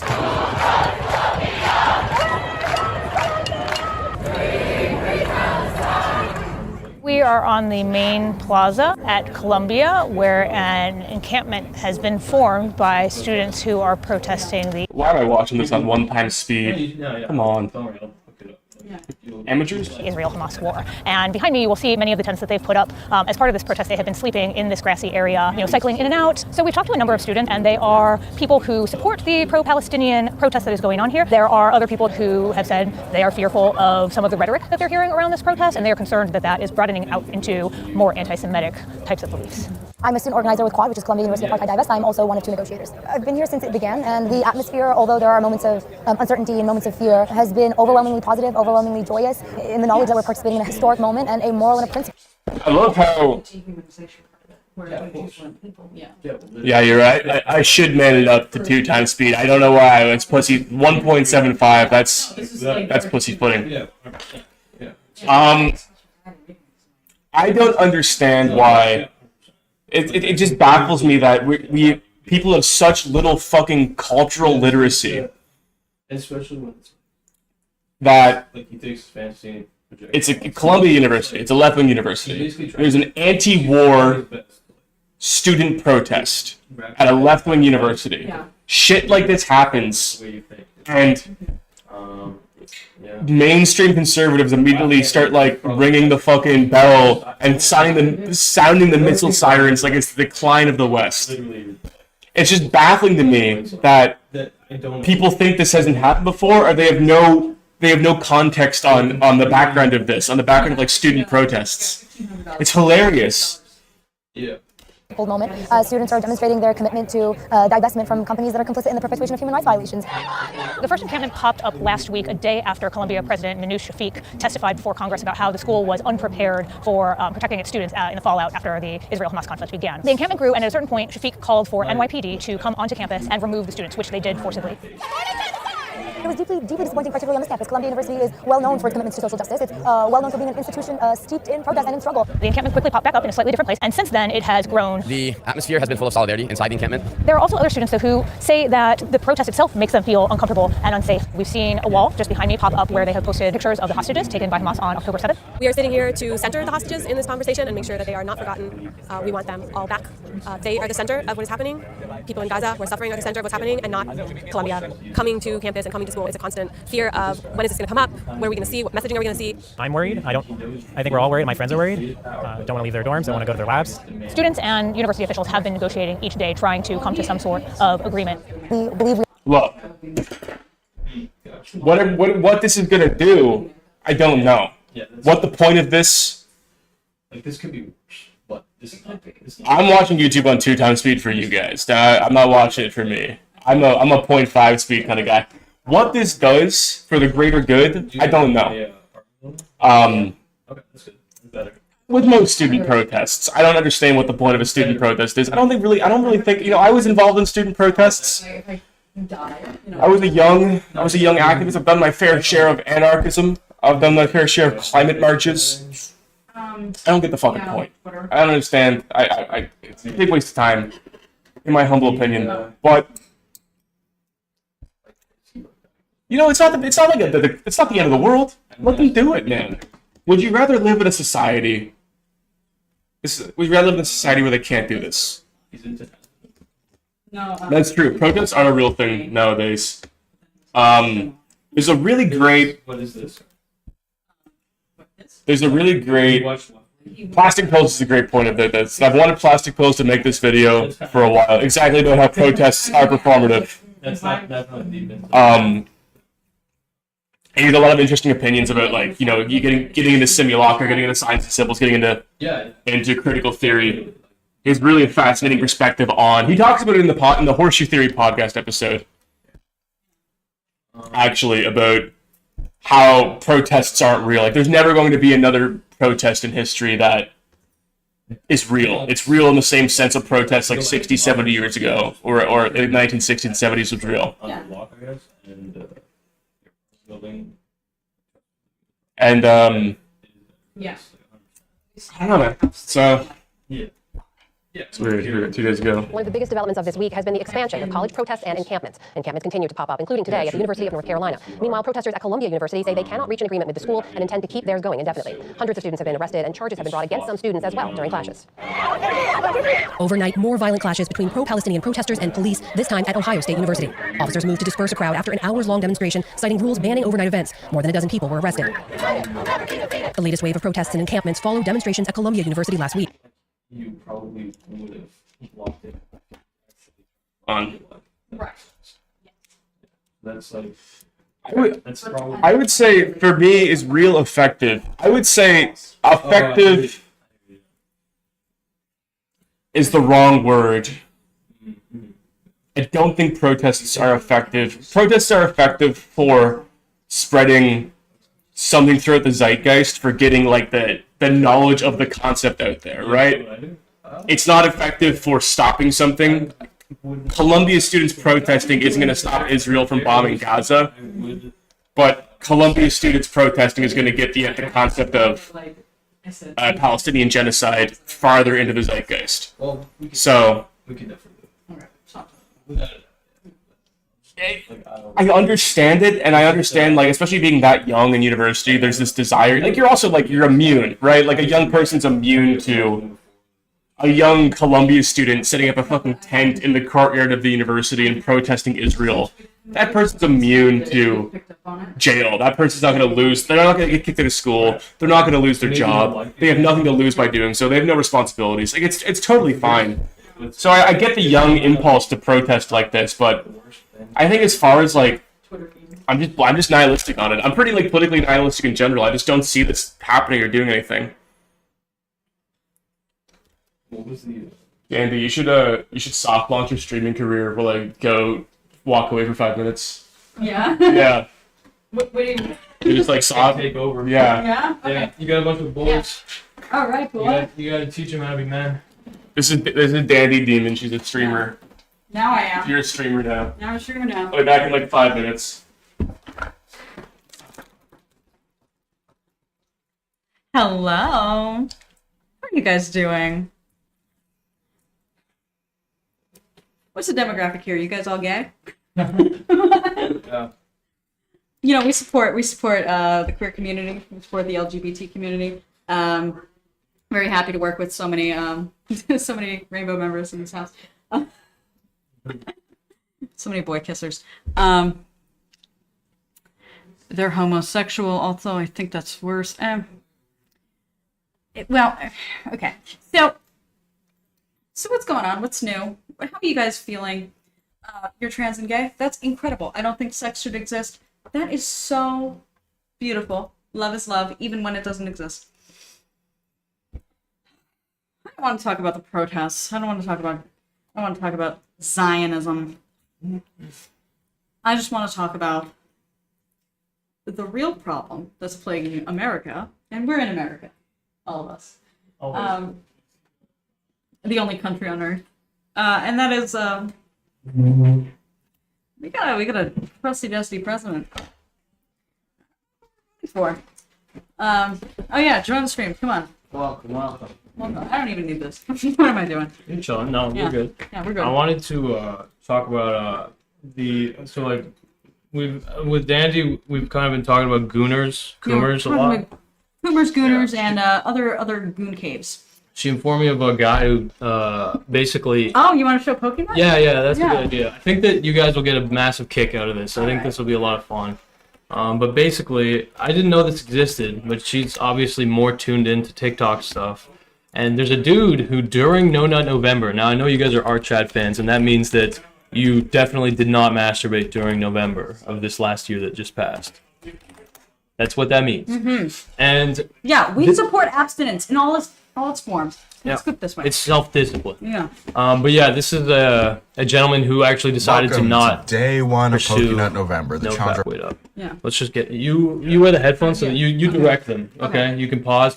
But long story short, I don't know if you want to explain what this guy's doing, but it's pretty damn self-explanatory. Yeah, it's pretty self-explanatory. Picture No Nut November, except instead of not nutting, you are nutting in excess every single day to a Pokemon that you randomly generate. Yeah. You pick a number, that is randomly chosen, and you put that in the Pokédex, and that's the Pokemon that you have to jerk off to for the day. He has actually done this technically twice, and I say technically because he has technically done it a third time when he did Pokénut Year. So this is a recurring thing. Yes, yeah. So with that context, you gotta lead them. I mean, All right. the content kind of explains itself, but watch this, okay? Yeah, hit play. And you gotta tell us in chat if you would masturbate to the Pokemon. That's important too. Yeah. Welcome to day 1 of Pokénut November, the challenge where for every day of the month of November, I roll a random number generator, and the number I get corresponds to the Pokédex number of the Pokemon that I have to nut to for that day. Your content sucks and you can do it. For those unaware, I first did this challenge in 2020, then I did it again in 2021. Yeah, it's fine. And then I did... It's fine. We can talk. The people who don't know what Jews look like. I think you look very Greek. I'm Semitic. Yeah. You look Semitic. Yeah, and that's how they get confused. Yeah, they don't. You know, if you live in like North American context, it makes sense. Yeah, don't worry. I don't give a fuck. Like I hear this every single week. Yeah. Somebody said, what was it? Wait up. Whoa. Oh yeah. Somebody said basically No Nut November feels meaningless. And it's like, yeah, kinda, but at the end of the day, you know, it's just kind of like, it's almost like a young man, a fucking, I guess, atheist young man's version of Ramadan, where it's like abstaining from a desire. I think it's a way to see God. Yeah. Yeah, I think, you know, I'm more of an advocate for edging November, where instead of No Nut November, you just edge. You just have, you never come, Yeah. and then on the last day, it's like, boom, river. You blow up, yeah. I mean, Red Sea. I would say you would just have stomach aches that entire month. You realize that? Yeah, for guys, that's how it works. That's yeah. how it works? Yeah. Is that what the blue balls I don't know. I've never masturbated. No? The entire year of 2022. Now I'm just back to doing 1 month for 2023. So this is going to be my 15th month of Pokénut. This is With his Generation 15th 9, month of the random Pokénut. number generator goes from 0 to 1017. If I get a 0, I just get to skip the day. Also, I get 1 reroll that I can use for the entire month. With that being said, let's cut the bullshit and just get right into it. First roll of the month. 663. Talonflame. Would you jerk off to that? Yo, it's looking. I don't know. Yo, you guys tell me. Yo, one's in the chat if you would fuck that Pokemon. Yo, our chat's chat. One in the chat if you would fuck that Pokemon. Yo, does our chat have any mods, by the way? Let me make some mods right now. I'm all the people who, if you answer this question correctly, you might become a mod on our chat's channel. Yeah. Answer wisely though. Yeah. 1, if you would fuck that Pokemon. 2, if you would not. Mm-hmm. -1. Okay, Jimothy. All right, Jimothy, you're gonna be our chat's first mod. Okay? Jimothy, my boy. Okay, maybe I can't do it here, but I'll figure it out. I'll let him know. Yo, I'll let our chat know. Like, Jimothy, you're good. You passed the test. Damn. Okay. Are we getting any ones? Damn, Nyrar. That's the type of person I would expect. What's up? So would you fuck this Pokemon? Yeah, would you? Would I? Oh, true. I didn't ask. Sorry. Disrespect. I don't know, 50-50 female male gender ratio. 3'11" in height, short king. Only 54 pounds, needs to get more swole. Damn. I'm thinking too short. Too short? Too short. Oh Only, my god. Don't 3'11". validate the black pill like that. Don't, What the only fuck? 3'11". Bro, you're telling me the only reason you won't fuck that Pokemon is because it's not tall enough? I mean, Yo, shout out to my short kings out there. They don't fuck these women, man. I swear to God. Oh man. Anyway, jokes aside though, I'm glad everyone here has passed the test except Nyrar. And so Nyrar, I'm sorry, but you have to be unceremoniously sacrificed. Yeah. I do think the feathers would be a problem. The feathers? Yeah. Okay. This is a bird. What do you think his reaction is to this? Like, this is his first. Oh yeah, we haven't seen his reaction. This is his first time doing this, so he's done this many times. No, actually, this is not his first time doing this. Yeah. This is his second round. Oh of shit! Pokénot So November. so he's a seasoned veteran at Got this you. point. Yeah. He is. So my bad. This is the second year that he desecrated. I feel like the flame body is kind of like, it's kind of problematic. Well, it's looking pointy too. It's Yeah, looking. It's also like harsh. I feel like the claws would get in me. Oh, well, that might be actually pretty hype. Yeah. I'm 5'6". Shit. Hey, yo, Bob Bobinson. Yeah. You know what? You got this. We love a short king. It's just Don't listen to her. a 3'11". Who gives a fuck? I'm just kidding. Go on, sorry. Talonflame is it's out of my range. Yeah. It's the talents that are the problem. Yeah, it's the talent. Not your height. But Not jokes your aside, fuck these women, man. Go to the gym. Become the most powerful version of yourself. Don't fuck these I'm just women. kidding. Fuck I'm these kidding. women. No, I'm just Yeah, kidding. no, but no, don't fuck. We're talking about Pokemon here, Yeah. guys. We're just talking about. I meant whatever. Yeah, Pokemon. Anyway, let's see how this guy likes this pick. I've done worse. He said I've done worse. I guess. Damn, not too Naira, bad. you got a fucking comrade right here. Yeah. Sometimes he does have to re-roll. Yes, it's the feathers. It's a Pokemon. You can't fuck it because it doesn't exist. Oh, Mr. Astronaut. Mr. Astronaut, I'm gonna have a word with you because Pokemons absolutely do exist in the real world, and you're missing out by not believing in them. Yeah. I don't like atheists like that. You gotta believe. Yeah. There can be miracles. You can be redeemed. Believe. Pick a random. Let me find one. What else? Who's this? Yes, It's perfect Pokemon November. substitution. Yeah. Okay. There you go. Explain the lore. I've been, This guy rolls a number every month and every day of November. Oh, I know this guy. Yeah, and he has to jerk off to that Pokemon. So here's day 69. Welcome to March 10th and day 69 of Pokemon Year. The challenge for the year 2022. We're on over Junior, and then we get corresponds to Pokemon Summer Corner and for that day. Yesterday I got Sizzlepeed. It was awful. Let's see what the next one is. Boom. $3.99. God fucking damn it, dude. Just checked if that was Dupe's Claws, but it wasn't. I got Bibarrel, not Bidoof. So, this sucks. Welcome to March. I love when people just lean into the fucking slime, man. I love when people go full slime. I don't think he's ironic. I think this is completely sincere. Did he give up? Pokemon? Oh, it was just November.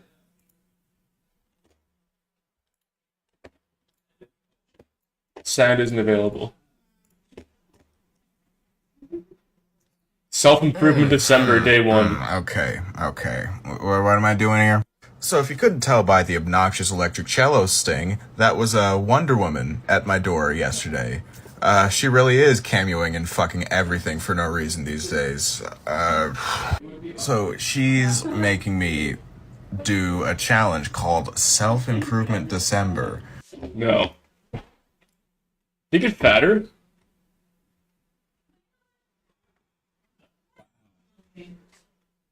You can just do whatever you want. You can just do whatever you want. There's no rules. There's no rules. Anybody watching this can do whatever they want.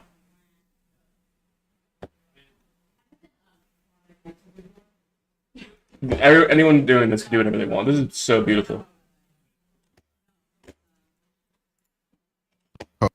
Pokemon.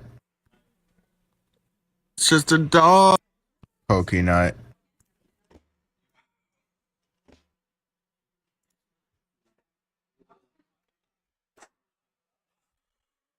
That's not too bad. There's worse things, man. There's worse things on the internet. If TikTok is banned, I don't know. I don't think that would have a big effect on. I don't think that would have as big an effect on culture as we think it would. Also, I just think YouTube Shorts would take over. YouTube Shorts are so bad. YouTube Shorts are horrible. I think I have mine turned off. Yeah, I do. Shorts blog.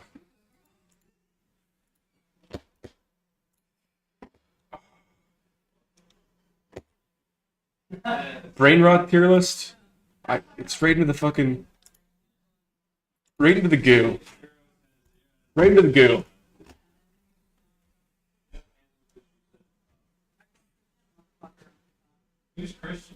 Yeah.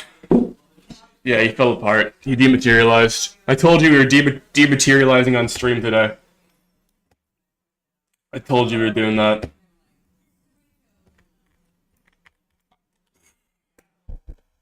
Do you ever get confused?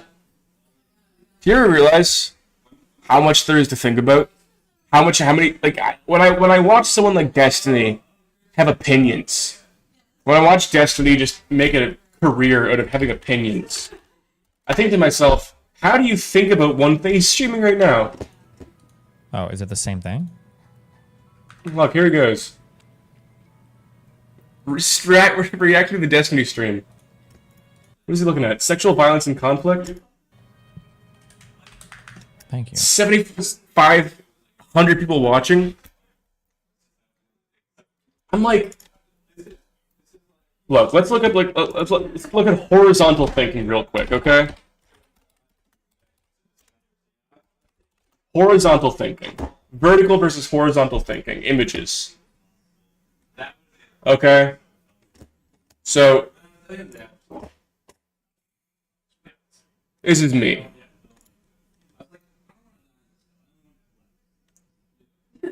I think horizontally. Okay, I'm a horizontal thinker. And I can't fucking think about the same thing. This is why every video I make, I have this discussion in the studio a lot. JJ, our good friend JJ, okay? He tells me, you don't need to sum up everything you ever thought in a YouTube video. You don't need to do that. And I agree. I don't need to sum up every thought I've ever had in a YouTube video. But it's so hard not to. It's so hard to not sum up every thought I've ever had in a YouTube video. Because to me, there's only like, everything gets at something, right? But everything goes somewhere. And there's a thing to talk about, there's a thing to get at. There's some sort of like base concept to figure out. I can't talk about like I can't do a video. If we're gonna make a YouTube video, I think I'm gonna make this YouTube video small in scope. I'm gonna make a YouTube video about fucking the black pill, right? I'm gonna make a video about Evangelion. I'm gonna make an anime media analysis video. And when I make that video, I end up getting to a point where I start talking about God. And I always think to myself, how did I start talking about God? How did I get to the point where I'm talking about God in an anime video? How did I get to the point where I'm talking about AI singularity and rebuilding God in our own image with technology in a video about anime? And I always surprise myself when I get there. And it's not because I think I'm intelligent. I'm not saying like I'm a genius. I'm saying I'm retarded. I don't know how I get there. I wish I could just make a video about a video game. I wish this whole YouTube channel was just being like, here's this video game. Here's everything you need to know about this video game.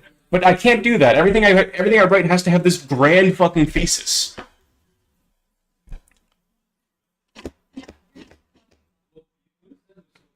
It's ridiculous. It's ridiculous to me.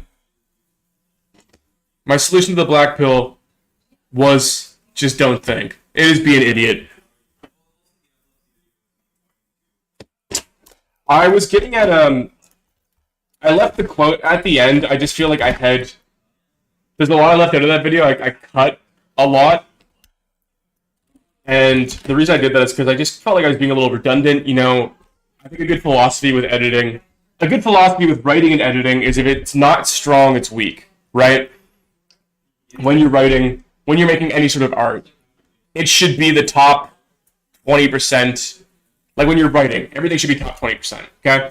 If you're writing something and something doesn't feel strong, if you're writing a bit, like comedy this is a great example. If the bit's not strong, it's weak. It needs to get cut out. You need only the best of the best when you're writing. When you're editing, when you're making anything. So when I edit a video, I cut out a ton. I cut out a ton of what I write. If anything's slightly redundant, if anything slightly doesn't make a point and just is in there as filler, it's cut. So I cut out this. Because the be an idiot thing isn't like an original idea, obviously. That's like that's touched on a lot in philosophy is be a fucking idiot. So I had this quote at the end, which I really like this quote. I really, really like this quote. I should have left it in, but I just ended up, not making the cut. This is Byung-Chul Han, author of Burnout Society, Psychopolitics. He's not newer, but he has a lot of really good philosophical treatises. Really good. The idiot is a modern-day heretic. Etymologically, heresy means choice. Thus, the heretic is one who commands free choice. The courage to deviate from orthodoxy. As a heretic, the idiot represents a figure of resistance opposing the violence of consensus. The idiot preserves the magic of the outsider. Today, in a fight of increasingly coercive conformism, it is more urgent than ever to heighten heretical consciousness. That's beautiful. That's perfect. The idiot is a modern day heretic. It's like you do have choice. You do have choice to think outside the box, and you don't have to just you don't have to think contrarian. You don't have to think in opposition to things, right? Mark Fisher makes this great point. Like everything, just being pro, like say capitalism, right? And I'm not an anti-capitalist. Being pro or anti-capitalist still exists within the framework of capitalism. The same thing being like pro or anti-woke, or like pro or anti-SAW, exists in the same framework. It's not thinking outside the box. It doesn't propose a solution. You need to propose solutions. And I think it's really important to propose solutions. If you're just making slop videos, slop commentary videos without ever giving a way out, even if the way out's dumb, right? Even if no one's going to change the world with a YouTube video, but you can at least offer your opinion on a solution. And doing that's so important because no one does that. Very few, especially in the internet space, no one offers fucking solutions to anything. Everyone just does commentary. Offer solutions, even if they're fucking retarded. Do it. Fuck it up. Make a solution. Our solution: be an idiot.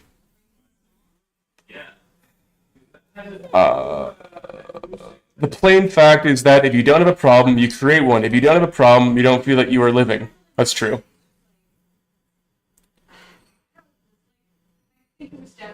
Nature is busy creating absolutely unique individuals, whereas culture has invented a single mold to which all must conform. It is grotesque. I like that. Who is this? Yuji Krishnamurti.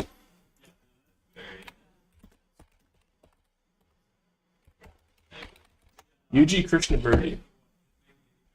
I've never heard of this guy. 88 years. Pull the Wikipedia article up. Be a Wikipedia streamer. U.P. Krishnamurti was a philosopher and orator who questioned the state of spiritual liberation. Having pursued a religious path in his youth and eventually rejecting it, Yuji claimed to have experienced a devastating biological transformation on his 49th birthday in an event he refers to as the Calamity. He emphasized that this transformation back to the natural state is a causal, biological occurrence with no religious context. Because of this, he discouraged people from pursuing the natural state as a spiritual goal. He rejected the basis, and he rejected the basis of thought, and in doing so negated all systems of thought and knowledge. Hence, he explained his assertions were experiential and speculative. He explained his assertions were experiential and not speculative. Tell them that there is nothing to understand. Wow, that's really interesting.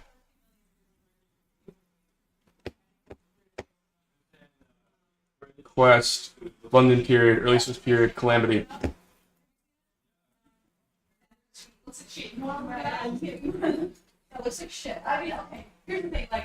He later recounted that on suddenly realizing that the question had no.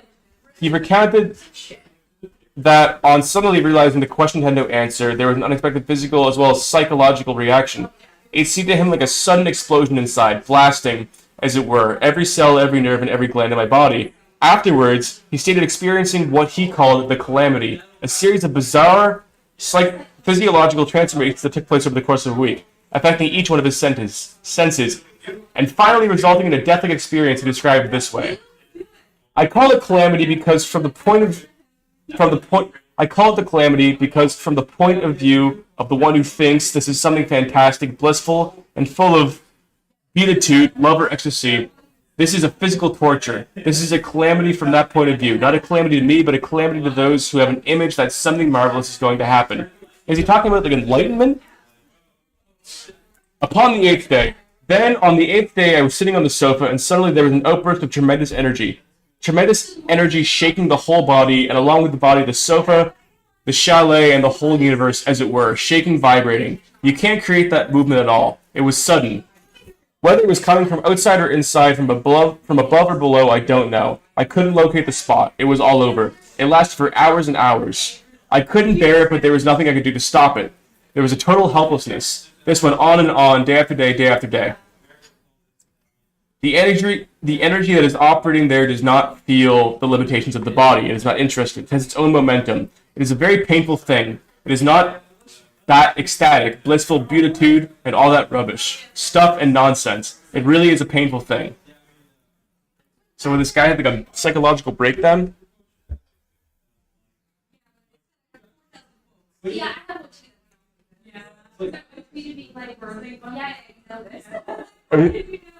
so post, what did he do?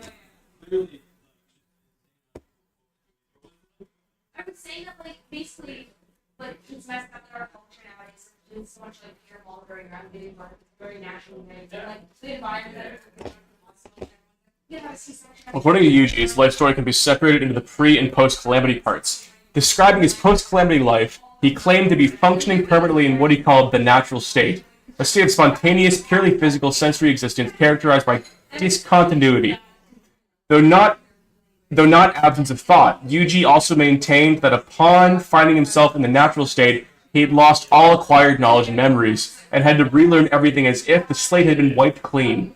After his calamity experience, Yuji often traveled to countries around the world, declining to hold formal discussions, yet talking freely to visitors and those who sought him.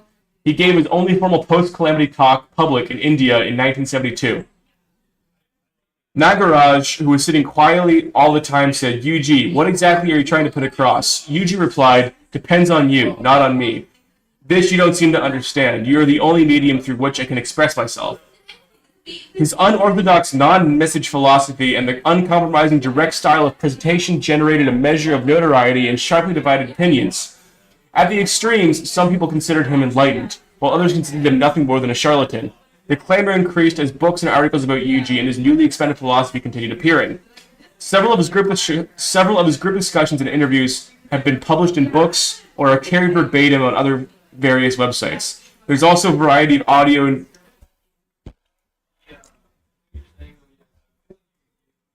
anti-guru. I like the idea. Okay. I like this idea.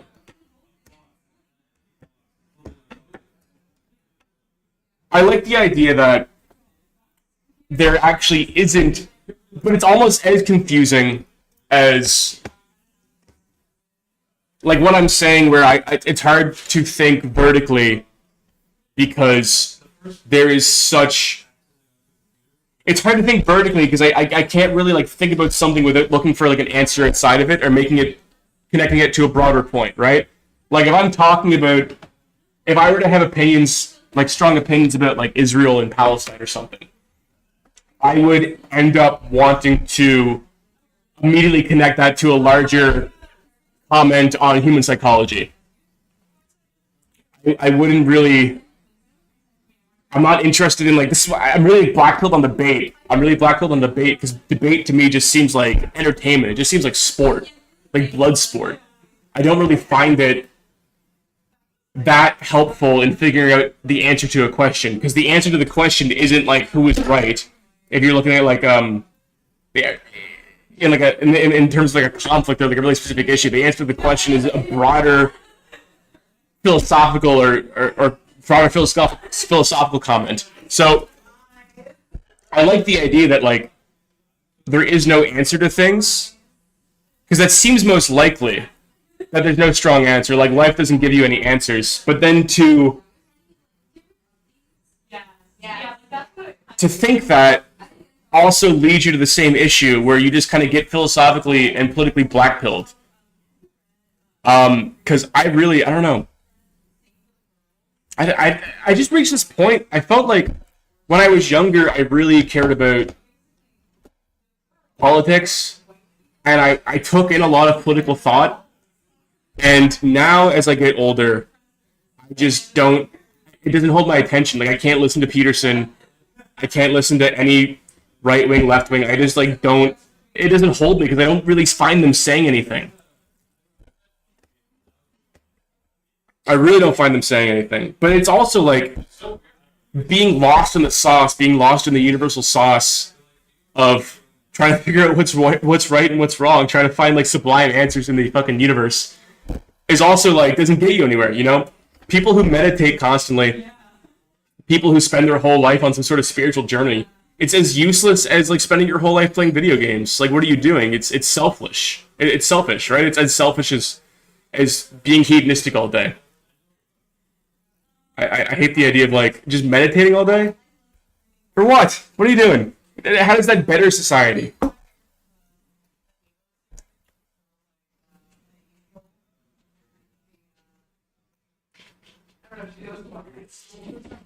I don't know. I feel like I'm always I feel like I'm always just missing pieces, and if I had the pieces, I would care more about things. But I get more and more pieces, and I find the more pieces I get, the less I give a shit about things.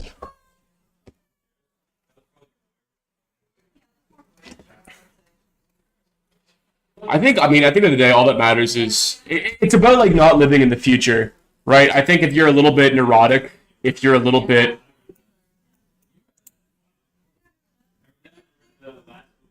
if you're prone to negative emotion, which any creative thinker is, I think any creative thinker is prone to negative emotion, prone to a bit of neuroticism, of course, like looking for something wider outside of themselves. If you are like that, you're going to be stuck in the future. You're going to be stuck always looking for answers.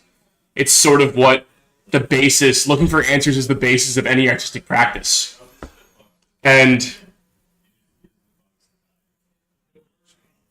you sort of have to accept that living in the future isn't going to get you anywhere.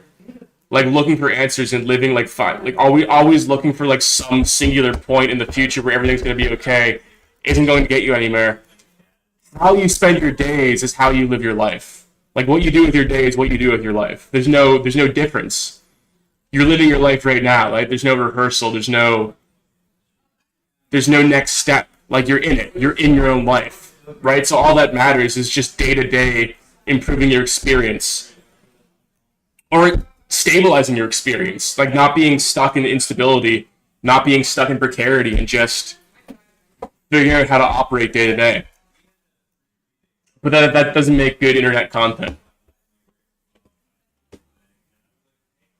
The only permanence in life is longing. What do you think about that? The permanence in life is longing. The only permanence in life is longing. Would that be like the equivalent of saying that life is just desire? Yeah. Yeah, that's good Buddhism in a nutshell. Yeah. Or psychoanalysis. Yeah. Desire begets more desire. Yeah, it is weird. I feel like you always think you're unique in your desires. The way I always internalize that like I don't have the same issues other people have. Or even as an artist, you know, like let's go the other way, like self-doubt, right? When you're like, I can't do this, I'm stupid, this thing I'm making sucks, no one's gonna like it, like just regular like self-doubt shit. I'll always convince myself that like, okay, I know all artists feel this way, or like all creatives feel this way, but like the way I feel is actually like I'm uniquely bad. Do you ever get that feeling? Yeah, I look at the negative comments. Yeah. Videos all the time. Yeah. I mean, it's gonna be self-critical to the point. Yeah, there's like a bit of pragmatic insecurity. I always call it. But like with people, it's stupid. Most people don't give a shit. That's how most people like don't give a shit about anybody. You know what I mean? Yeah. They're like, oh, did I say something bad? Yeah, Most people don't care. no one cares. I agree. I can't wait to be a dad. This is why you need responsibility. This is why responsibility is so desperately needed.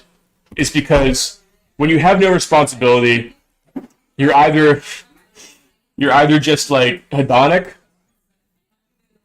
or you're stuck thinking about like abstract bullshit that has no application to your real life. Okay, those are your two paths when you have no responsibility. When you get responsibility, you don't have time to be hedonic, and you don't have time to think about abstract bullshit that has no application to your actual life because you have responsibility. You have things to deal with. So it's a very important. It's very important responsibility. I've definitely noticed that like the worst parts of my life, the parts of my life where I've been the most like, there's depression. There's depression when you don't like yourself. There's depression when you have no purpose, and then there's like existential depression when you literally can't figure out like why you're alive. Okay. I think everyone gets depressed when they're like a little insecure, but like all that is like if you're a little sad about the state of your life, you can just fix your life. Like depression doesn't have to be that deep. But existential depression, I think, is something that all young people deal with, especially in your early 20s. It's caused from just like you have too much time to think about the purpose of existence. But when you have shit to do, you don't have time to think about the purpose of existence. I was talking to Plastic Pills about this on the podcast because he's a PhD in critical theory, studied postmodernism his entire life, and I was like, okay, you're like a really abstract thinker, dude. Like you must really think. You think a lot about a lot of things, you know. What keeps you happy? What keeps you going forward? And he said, completing tasks. This guy's late 30s, studied, every critical theorist, philosopher you can think of. And he said, completing tasks. I wake up and I complete tasks, and that's where I find the meaning in my life. I'm like, oh, like what? He's like, just completing tasks. I was like good I kept like trying. He's like, it's not that hard. It's just like I like completing tasks. I like getting things done. And I was like, wow, that's beautiful. And I feel that way too. I think when I was younger, I wouldn't have felt that way. When I was younger, I would have been like, what's the answer? I would have been freaking out. But now I get it. It's life's about completing tasks. At the very least, in 26 years, I can say that life is about completing tasks. And if you have no tasks to complete, you're going to think about shit that doesn't matter. Find tasks.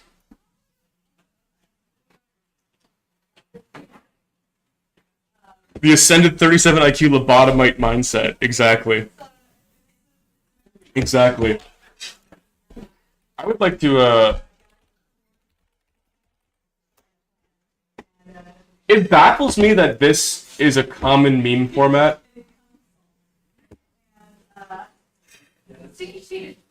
This is hilarious to me.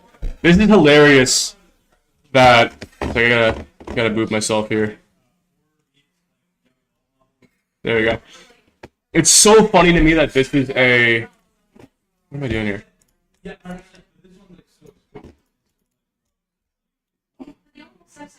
There we go. This being like an accepted meme format.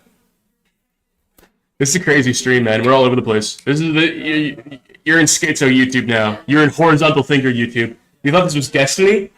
You thought this was vertical thinker YouTube?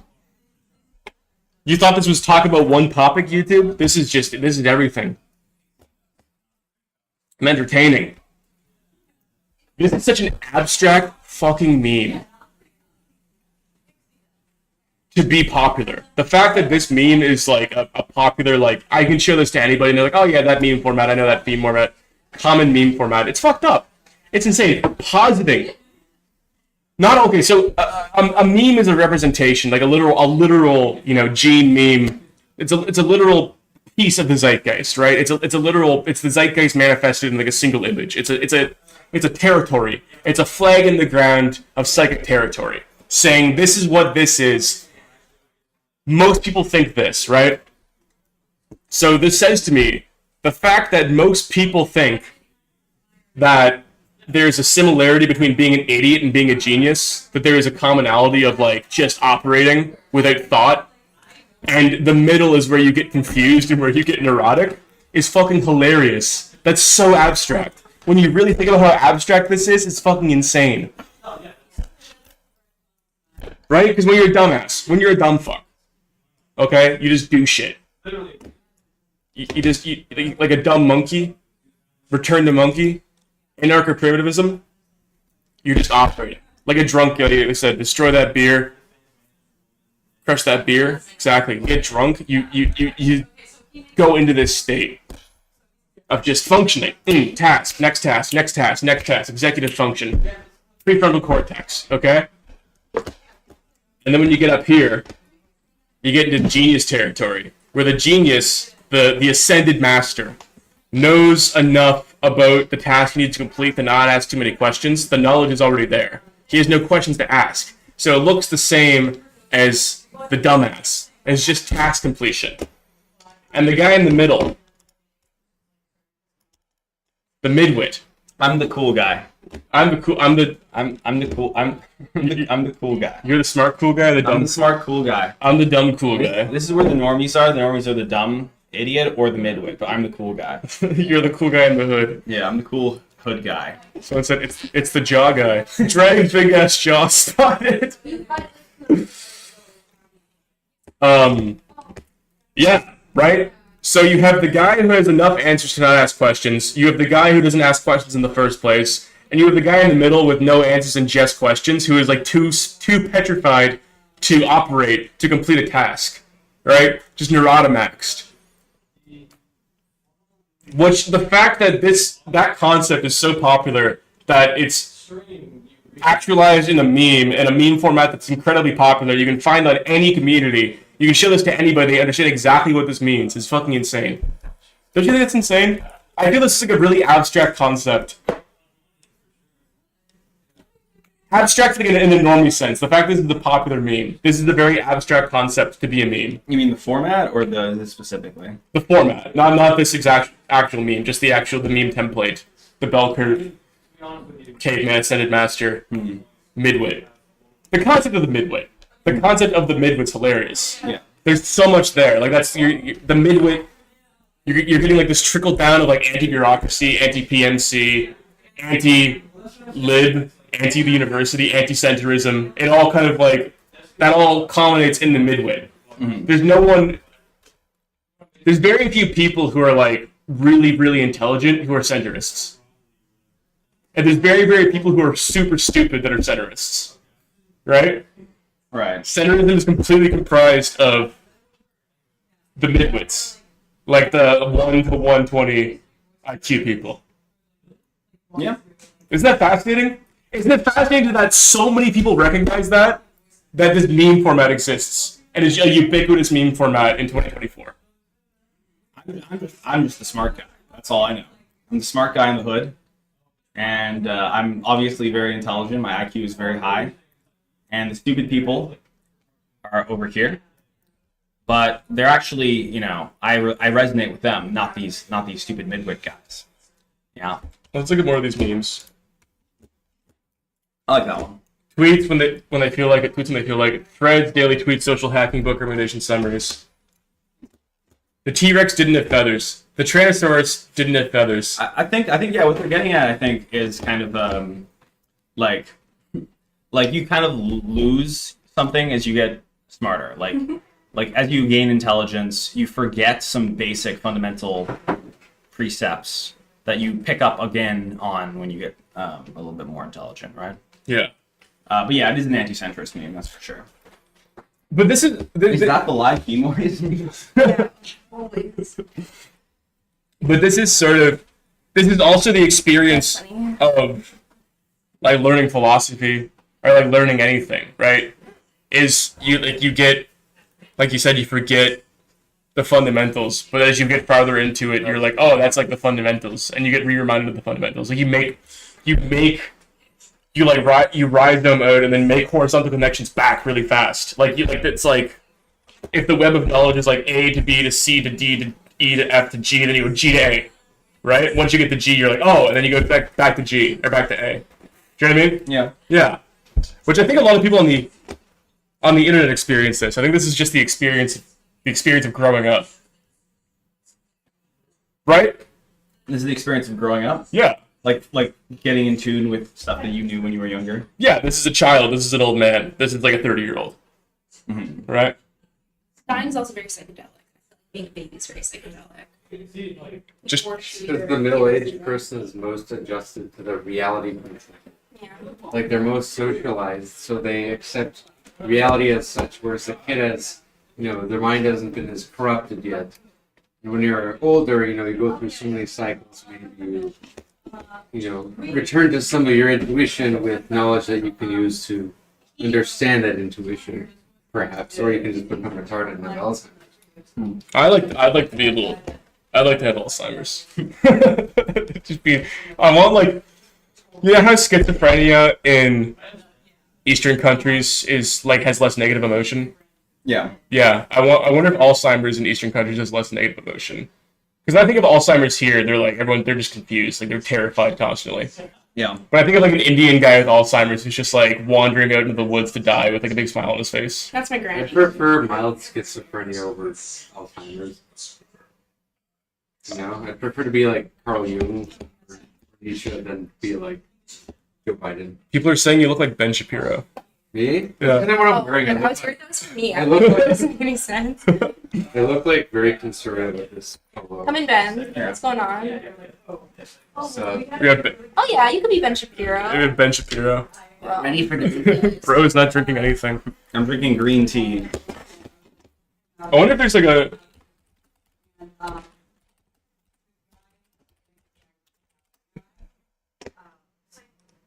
Ben Shapiro. You're also drinking green tea, Jane. I am. No one's made this connection. This studio we drink green tea. Oh yeah, you do.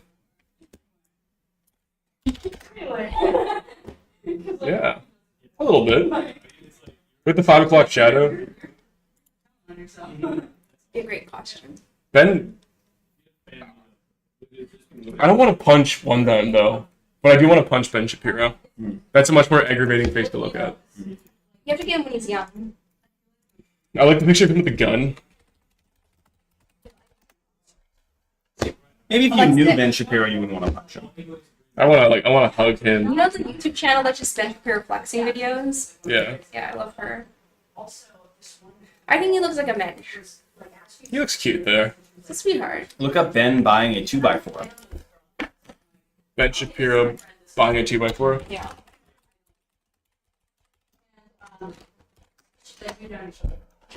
You've not seen this?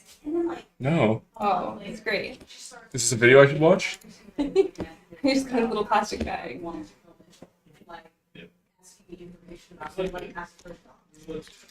49 seconds, not a real video. TikTok? Yeah, it's only a clip. It's only 2 seconds. Yeah, it's that 9-second thing. Where? There. Alright, as you can see, I just went shopping at Home Depot. You should do the same. This wood, this board, this magnificent piece of poplar is now mine. Why did he buy the 2x4? To support Home Depot, this was like during the pandemic. I can't remember. Something was going on. He had to put his foot down, show the people where their wood comes from. I kind of like these midwit memes. See that? The unsuccessful nicotine quitting continues. Yesterday we were like, no more nicotine. What happened yesterday? Well, we just ran out of like nicotine. This one's great. I like how he's so stressed about object permanence. He's like, fuck object permanence. It's still in the room. I can't see it, but it's still there. Is the object permanence in the room with us? Right? If JJ McCullough was our age, he would have a video called "In Defense of the Midwit." Yeah. Crypto don't make sense. If you understand, enjoy being poor. This is good Bitcoin. Yeah, Bitcoin doesn't make any sense. Well, look, Yeah. look. Here, look how we're lined up. Midwit, right? Hey, right. what the fuck? No, I just You're in the middle. Now you are the midwit. Now, ha ha ha. What about a niche one? I like the niche ones that I explain want to do a capitalism one. thing I don't like. Just crushed my balls doing that. People are watching this. 90? What's your top view count? Viewers? Like for just in general. Like, yeah, 72. Like, what was your last stream? I usually do this. This is usually what I hit. I think my highest ever was 80. Oh, what's going on in your chat? Oh, it's just loading all the chats. Oh, it doesn't update live? Because I'm on OBS. Can you what? You like your background? Yeah. I do like my new background, thank you. I added a few things for you. I saw that. You got rid of my new JJ video? Oh, he went for the there's all this slop content where it's like every political ideology explained, there's all these balls, and every torture method explained. They make like 7 balls in like 5 minutes. But this is like JJ's like cultural appropriation of Zoomer culture, where he doesn't really fully understand, because like he didn't really make them like the ball characters. He just put them in circles. And then he doesn't explain that the Zoomers don't have the 5-minute attention span. The female gooning epidemic? Girls aren't good. That's a fascinating title. See, that guy understands the title thumbnail game. So this guy's been at it for 5 months. Nothing. 10K, 31. Racism tier list. Racism tier list. Yeah, he's really got this concept. Do you think the girls are gooning? Female gooning epidemic. I mean, according to Okay, so today we're going to be talking about the female gooning epidemic, and for those of you who aren't aware of what gooning is, let me quickly give you a rundown on what it entails. To put it bluntly, gooning is the act of delaying the nut for as long as possible for the purpose of pleasure. It's pretty vulgar, to be honest, but some people jokingly claim that they can goon for hours at a time, which just seems like the antithesis to good timekeeping, but what can you do, eh? Now, you might think that gooning is exclusively for the male gender, but no, I have a true story about female gooners that changed my whole perspective on what it means to be a gooner. I'm about to bless you with some stoic stick lore, and this will be a test, so make sure you have a pen and paper ready.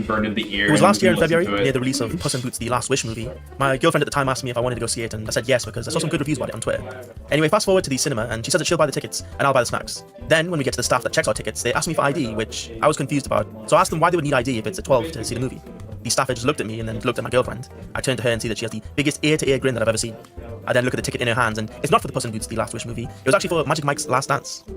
Honestly, I can't even blame her. I fell for the old switcheroo and she played it masterfully. So I started laughing and gave the staff my ID, and we walked into the screening room.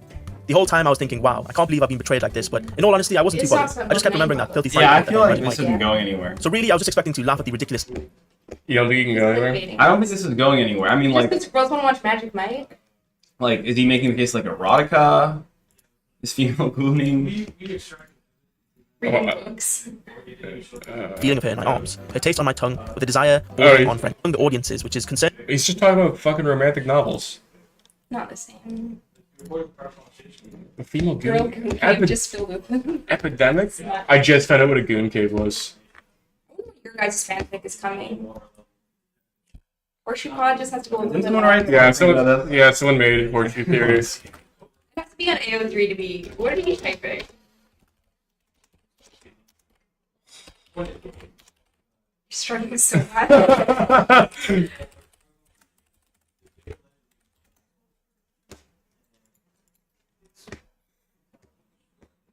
What is this?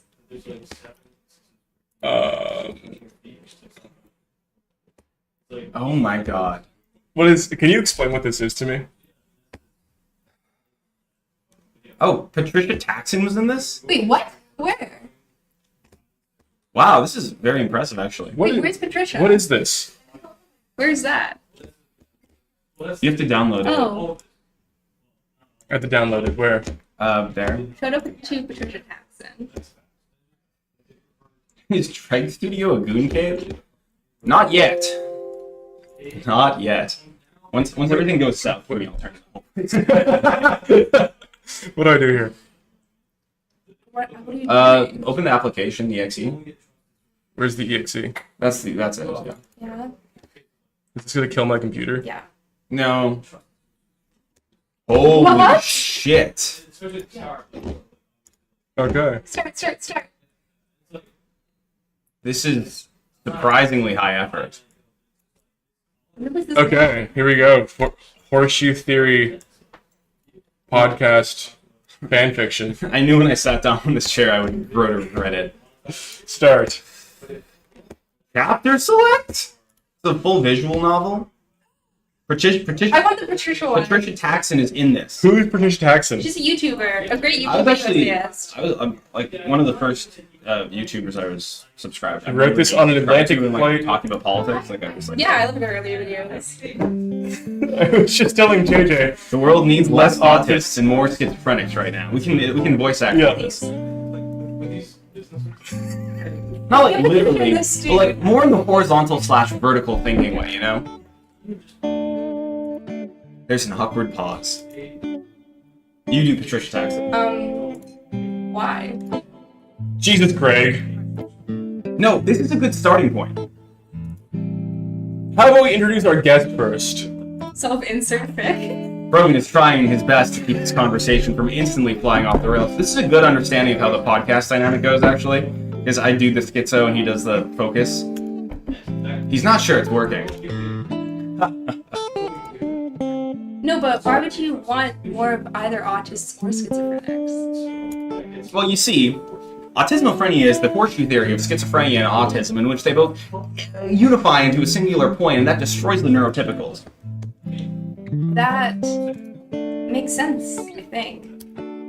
You could argue in my case that like music creation would be the thing I'm very vertical in. I focused a lot into that subject. Can we get Patricia Taxon in the pod? Patricia Taxon, Patricia, come to Toronto. We'll put you up. We'll put you up on our couch. You can stay here for Stay in the 3. Goon Cave. You can stay in the Goon Cave. We'll get you on the pod. But let's make this real.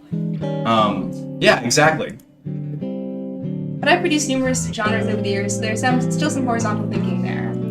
Very autistic. Oh yeah, it's usually not all or nothing. That's the most ace cases anyway. I don't think so. No? Like what you are describing are the most schizophrenic or autistic people in the world, right? Alright. I kind of had this feeling from earlier, but I think it goes without saying that being that far or near either end of that spectrum is disabling. Oh yeah, it would actually suck for them.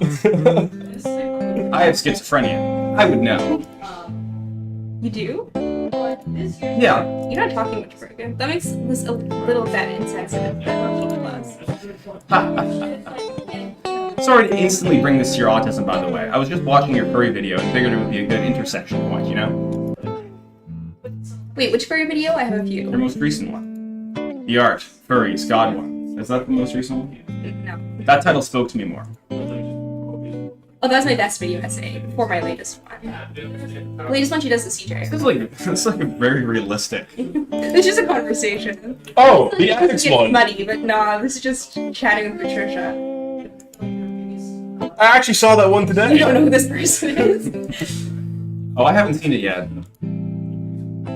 Pulls out his laptop to go search for it. I'm gonna be honest. So much of it flew over my head, especially at the end there. Oh, what part?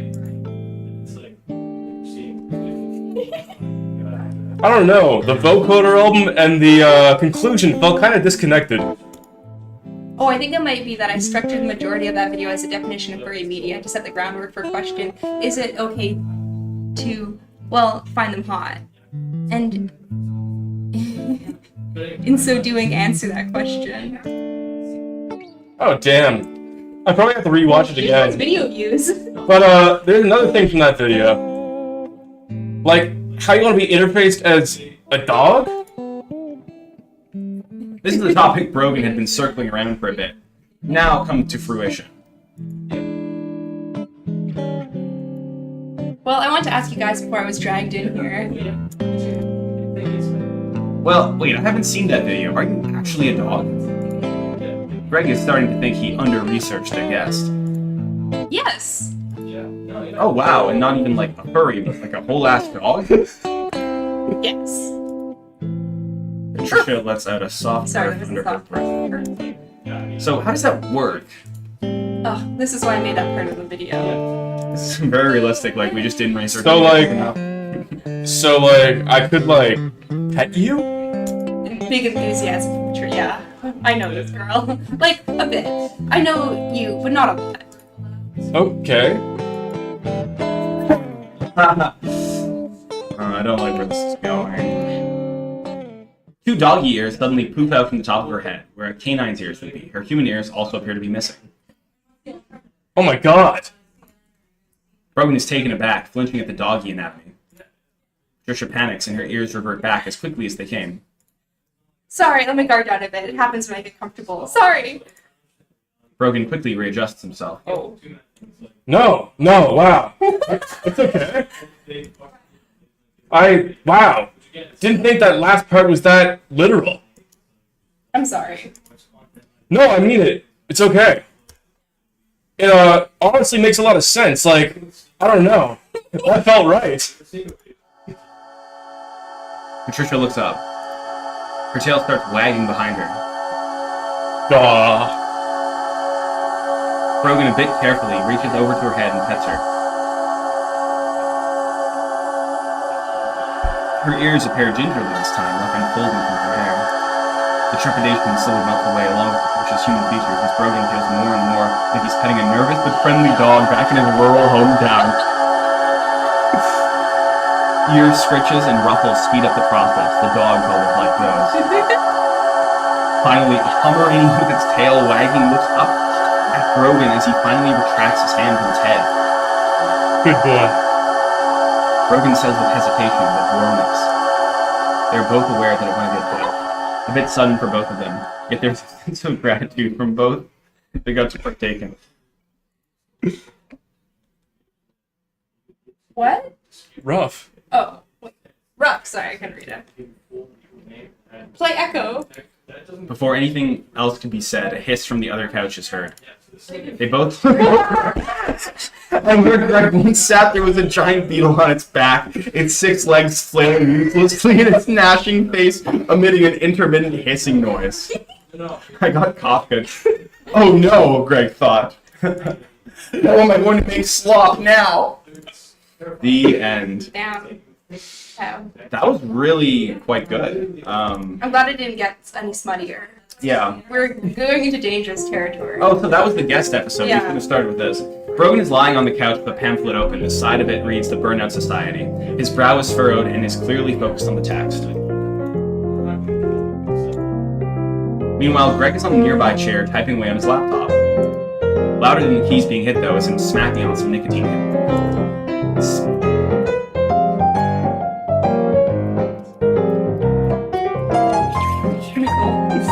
Brogan's forehead looks like canyons now, and he finally shoots over a look to Greg.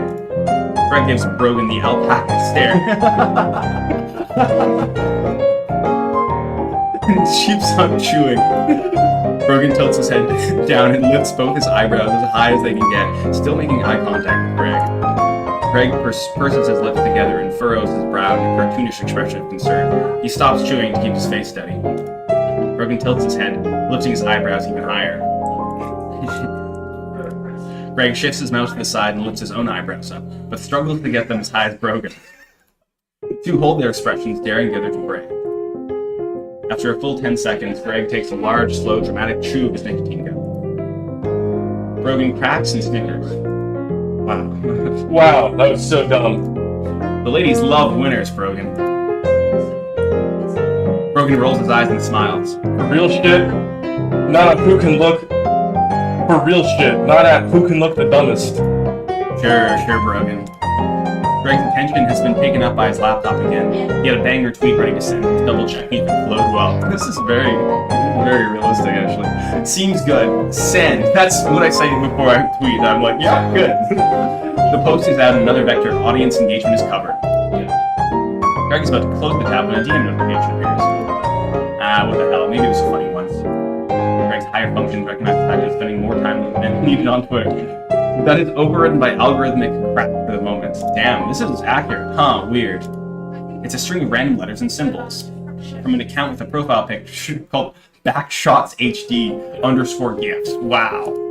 Hey, Brogan, look at this. Now, is this gonna get your stream taken down if we keep going? Nah. Brogan glances over to Greg's laptop screen and sees the DM. Wow, Twitter's been really going to shit.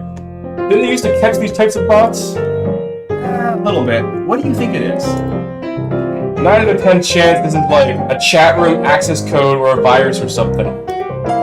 Check the profile? Wait, why are we wasting time on this? Greg already opened the profile. No banner, no description. None of the different fields filled out at all. Okay. Greg scrolled down and is immediately greeted with, as advertised, gifts with salacious captions added haphazardly on top of them. Greg instantly scrolls up, embarrassed to a flashbang look. Author's note. Don't worry, it's not going to be that type of story. Okay, that's a good author's note. I appreciate that. Yeah. Yeah, that one explains itself, huh? Man, what did you expect? I don't know. There's something just kind of weird about it. Like, look. Greg shifts the screen away from Brogan and scrolls down again and clicks on the latest tweet for more details. His eyes scan the different points of interest on this post for clues. What does Greg look at? Number of likes, amount of views, date posted. Yeah, amount of views? Amount of views. No views, which is weird. Someone must have seen this at least once, so this might have come out before views were introduced. What does Greg look at? Date posted. September 2014. Bingo. Something actually weird. Only one line from what looks like another audio. Not that weird. Huh, it's weird. What a bot account who was active like 9 years ago suddenly send me something. Man, I don't know. Anyways, I need to go to the gym. I need to the gym. Brogan gets up and gets ready to hit the gym. Greg mulls the message over. Is there a point to figuring out what it is? Is the result going to be worth it? Probably not. Probably should throw the whole thing in. No point. It's all just a big waste of time. Maybe he should just kill himself right now. Nah. I won't miss the big show. Greg can use a distraction for his thoughts right now. He looks back at the weird messages he's gotten. Ah well, worst case, get hacked and all my personal information gets lived. Greg Googles easy web decoder and gets the website W3Docs. Wait a second. Did I get this DM? This is becoming very, very ARG. I think I might have gotten this DM. He gets the website W3Docs, which is a URL. This is like instructions for what I should do with the DM. Do you get a weird DM? I get lots of weird DMs, but I don't think it registered to me. That's like an ARG. Greg used his cursory knowledge of computers to try pasting the string in a few decoders. Not base 64, no string reverse, not binary. He probably could have guessed that one. He puts it in hex. Oh shit, there's actual text now. It reads, "Are you alive?" Brogan slings his gym bag over his shoulder and is about to step out the door when he hears Greg scream from the living room. What is this? Is this my apartment? Yeah, they found your apartment. It almost looks like it. Oh, fuck! Brogan rushes over to the living room, leaving his gym bag against the front door. Upon entry, he is greeting Greg on the couch, laptop shoved to the seat next to him, and an unexplained something in the center of the room. Suddenly, a bright light emerges a few feet above the coffee table. Brogan squints. What the fuck is that? You see it too. The light erupts in size and luminosity, like its power is hatching. It contorts, shrinking and stretching out to the sound of ragged humming. It starts to morph into a familiar shape. A humanoid shape. Mark Fisher! Suddenly before them, a spectral man hovers. Is that? No fucking way. You're Mark Fisher. Hi guys. Mark? Fisher? Yes, that's me. In the flesh. No, yeah, most of the time it's just like. What's this mug say?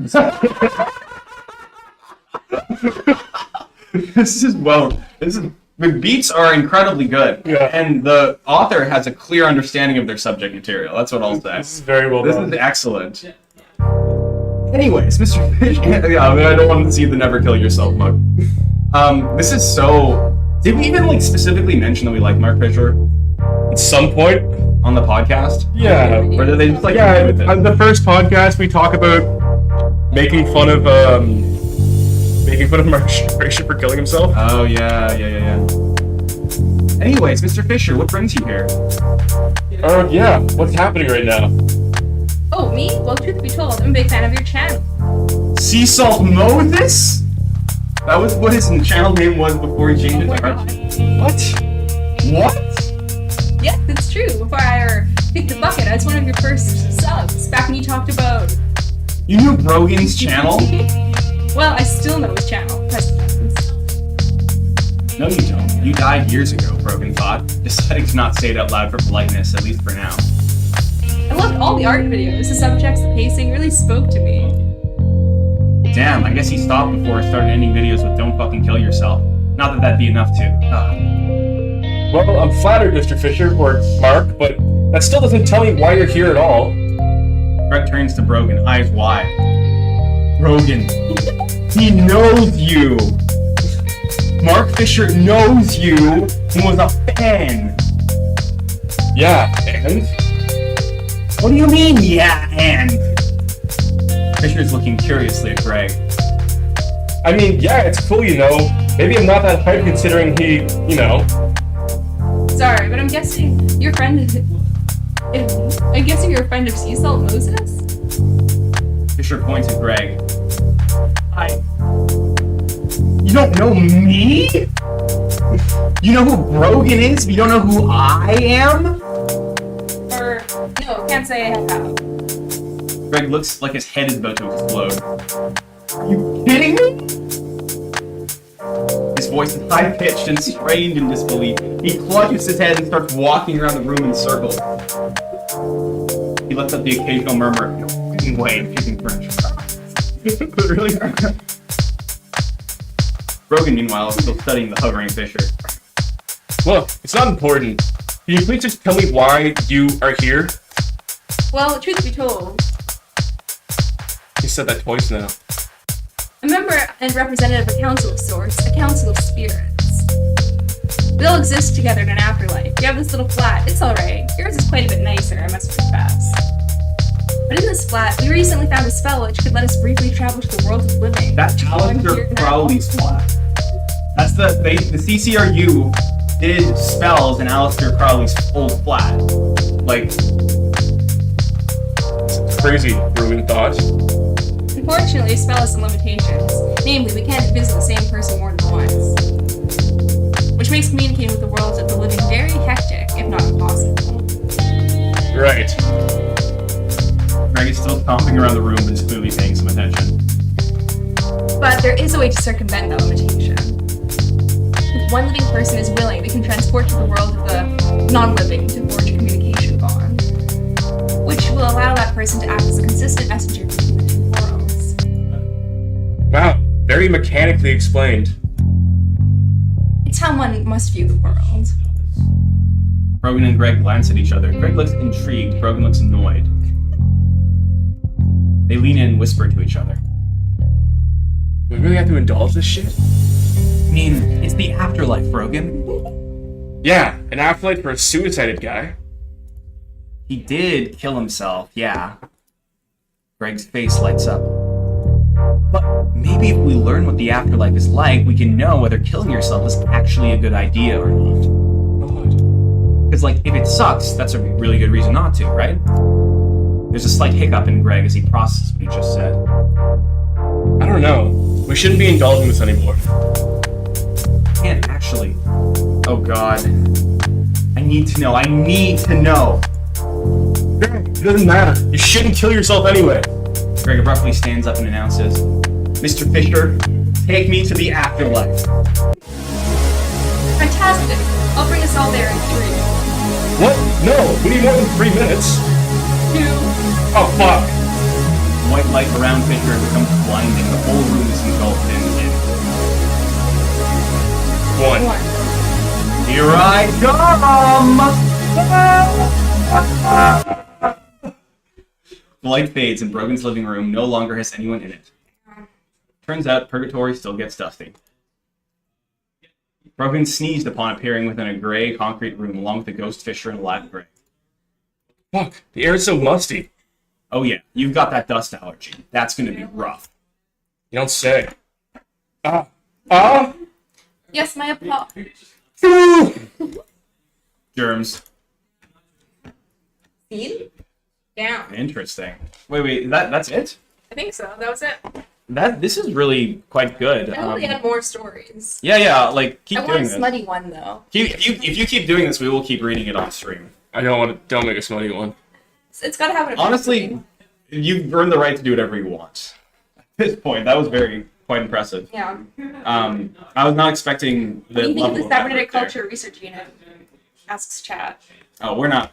We have too many thoughts to really get into that. But we will say this community here is the CCCRU. It's the Canadian Cybernetics Cultural Research Unit. So, yeah. No, that was quite good. The computer. Clear knowledge That's on reading? of the read on IPW? of the subject. Have you seen this? What? The third. That's on. Oh, that's not. They're not talking about it. Oh. But click that. I mean, You didn't start the pod yet. yeah, they're not talking about the Never part. They're talking about yeah, no. That was surprisingly What you wanted. well made. Brooke asked me to come and attack him on stream, and I told him I'd do it seriously. If you're gonna go blue, purple, this is what Mark Fisher wanted. You don't escape. I wasn't trying. Oh, okay. I kind of just wanted to be choked there. Okay. Oh, good. He wanted it, guys. Yep. They just took a screen cap from the.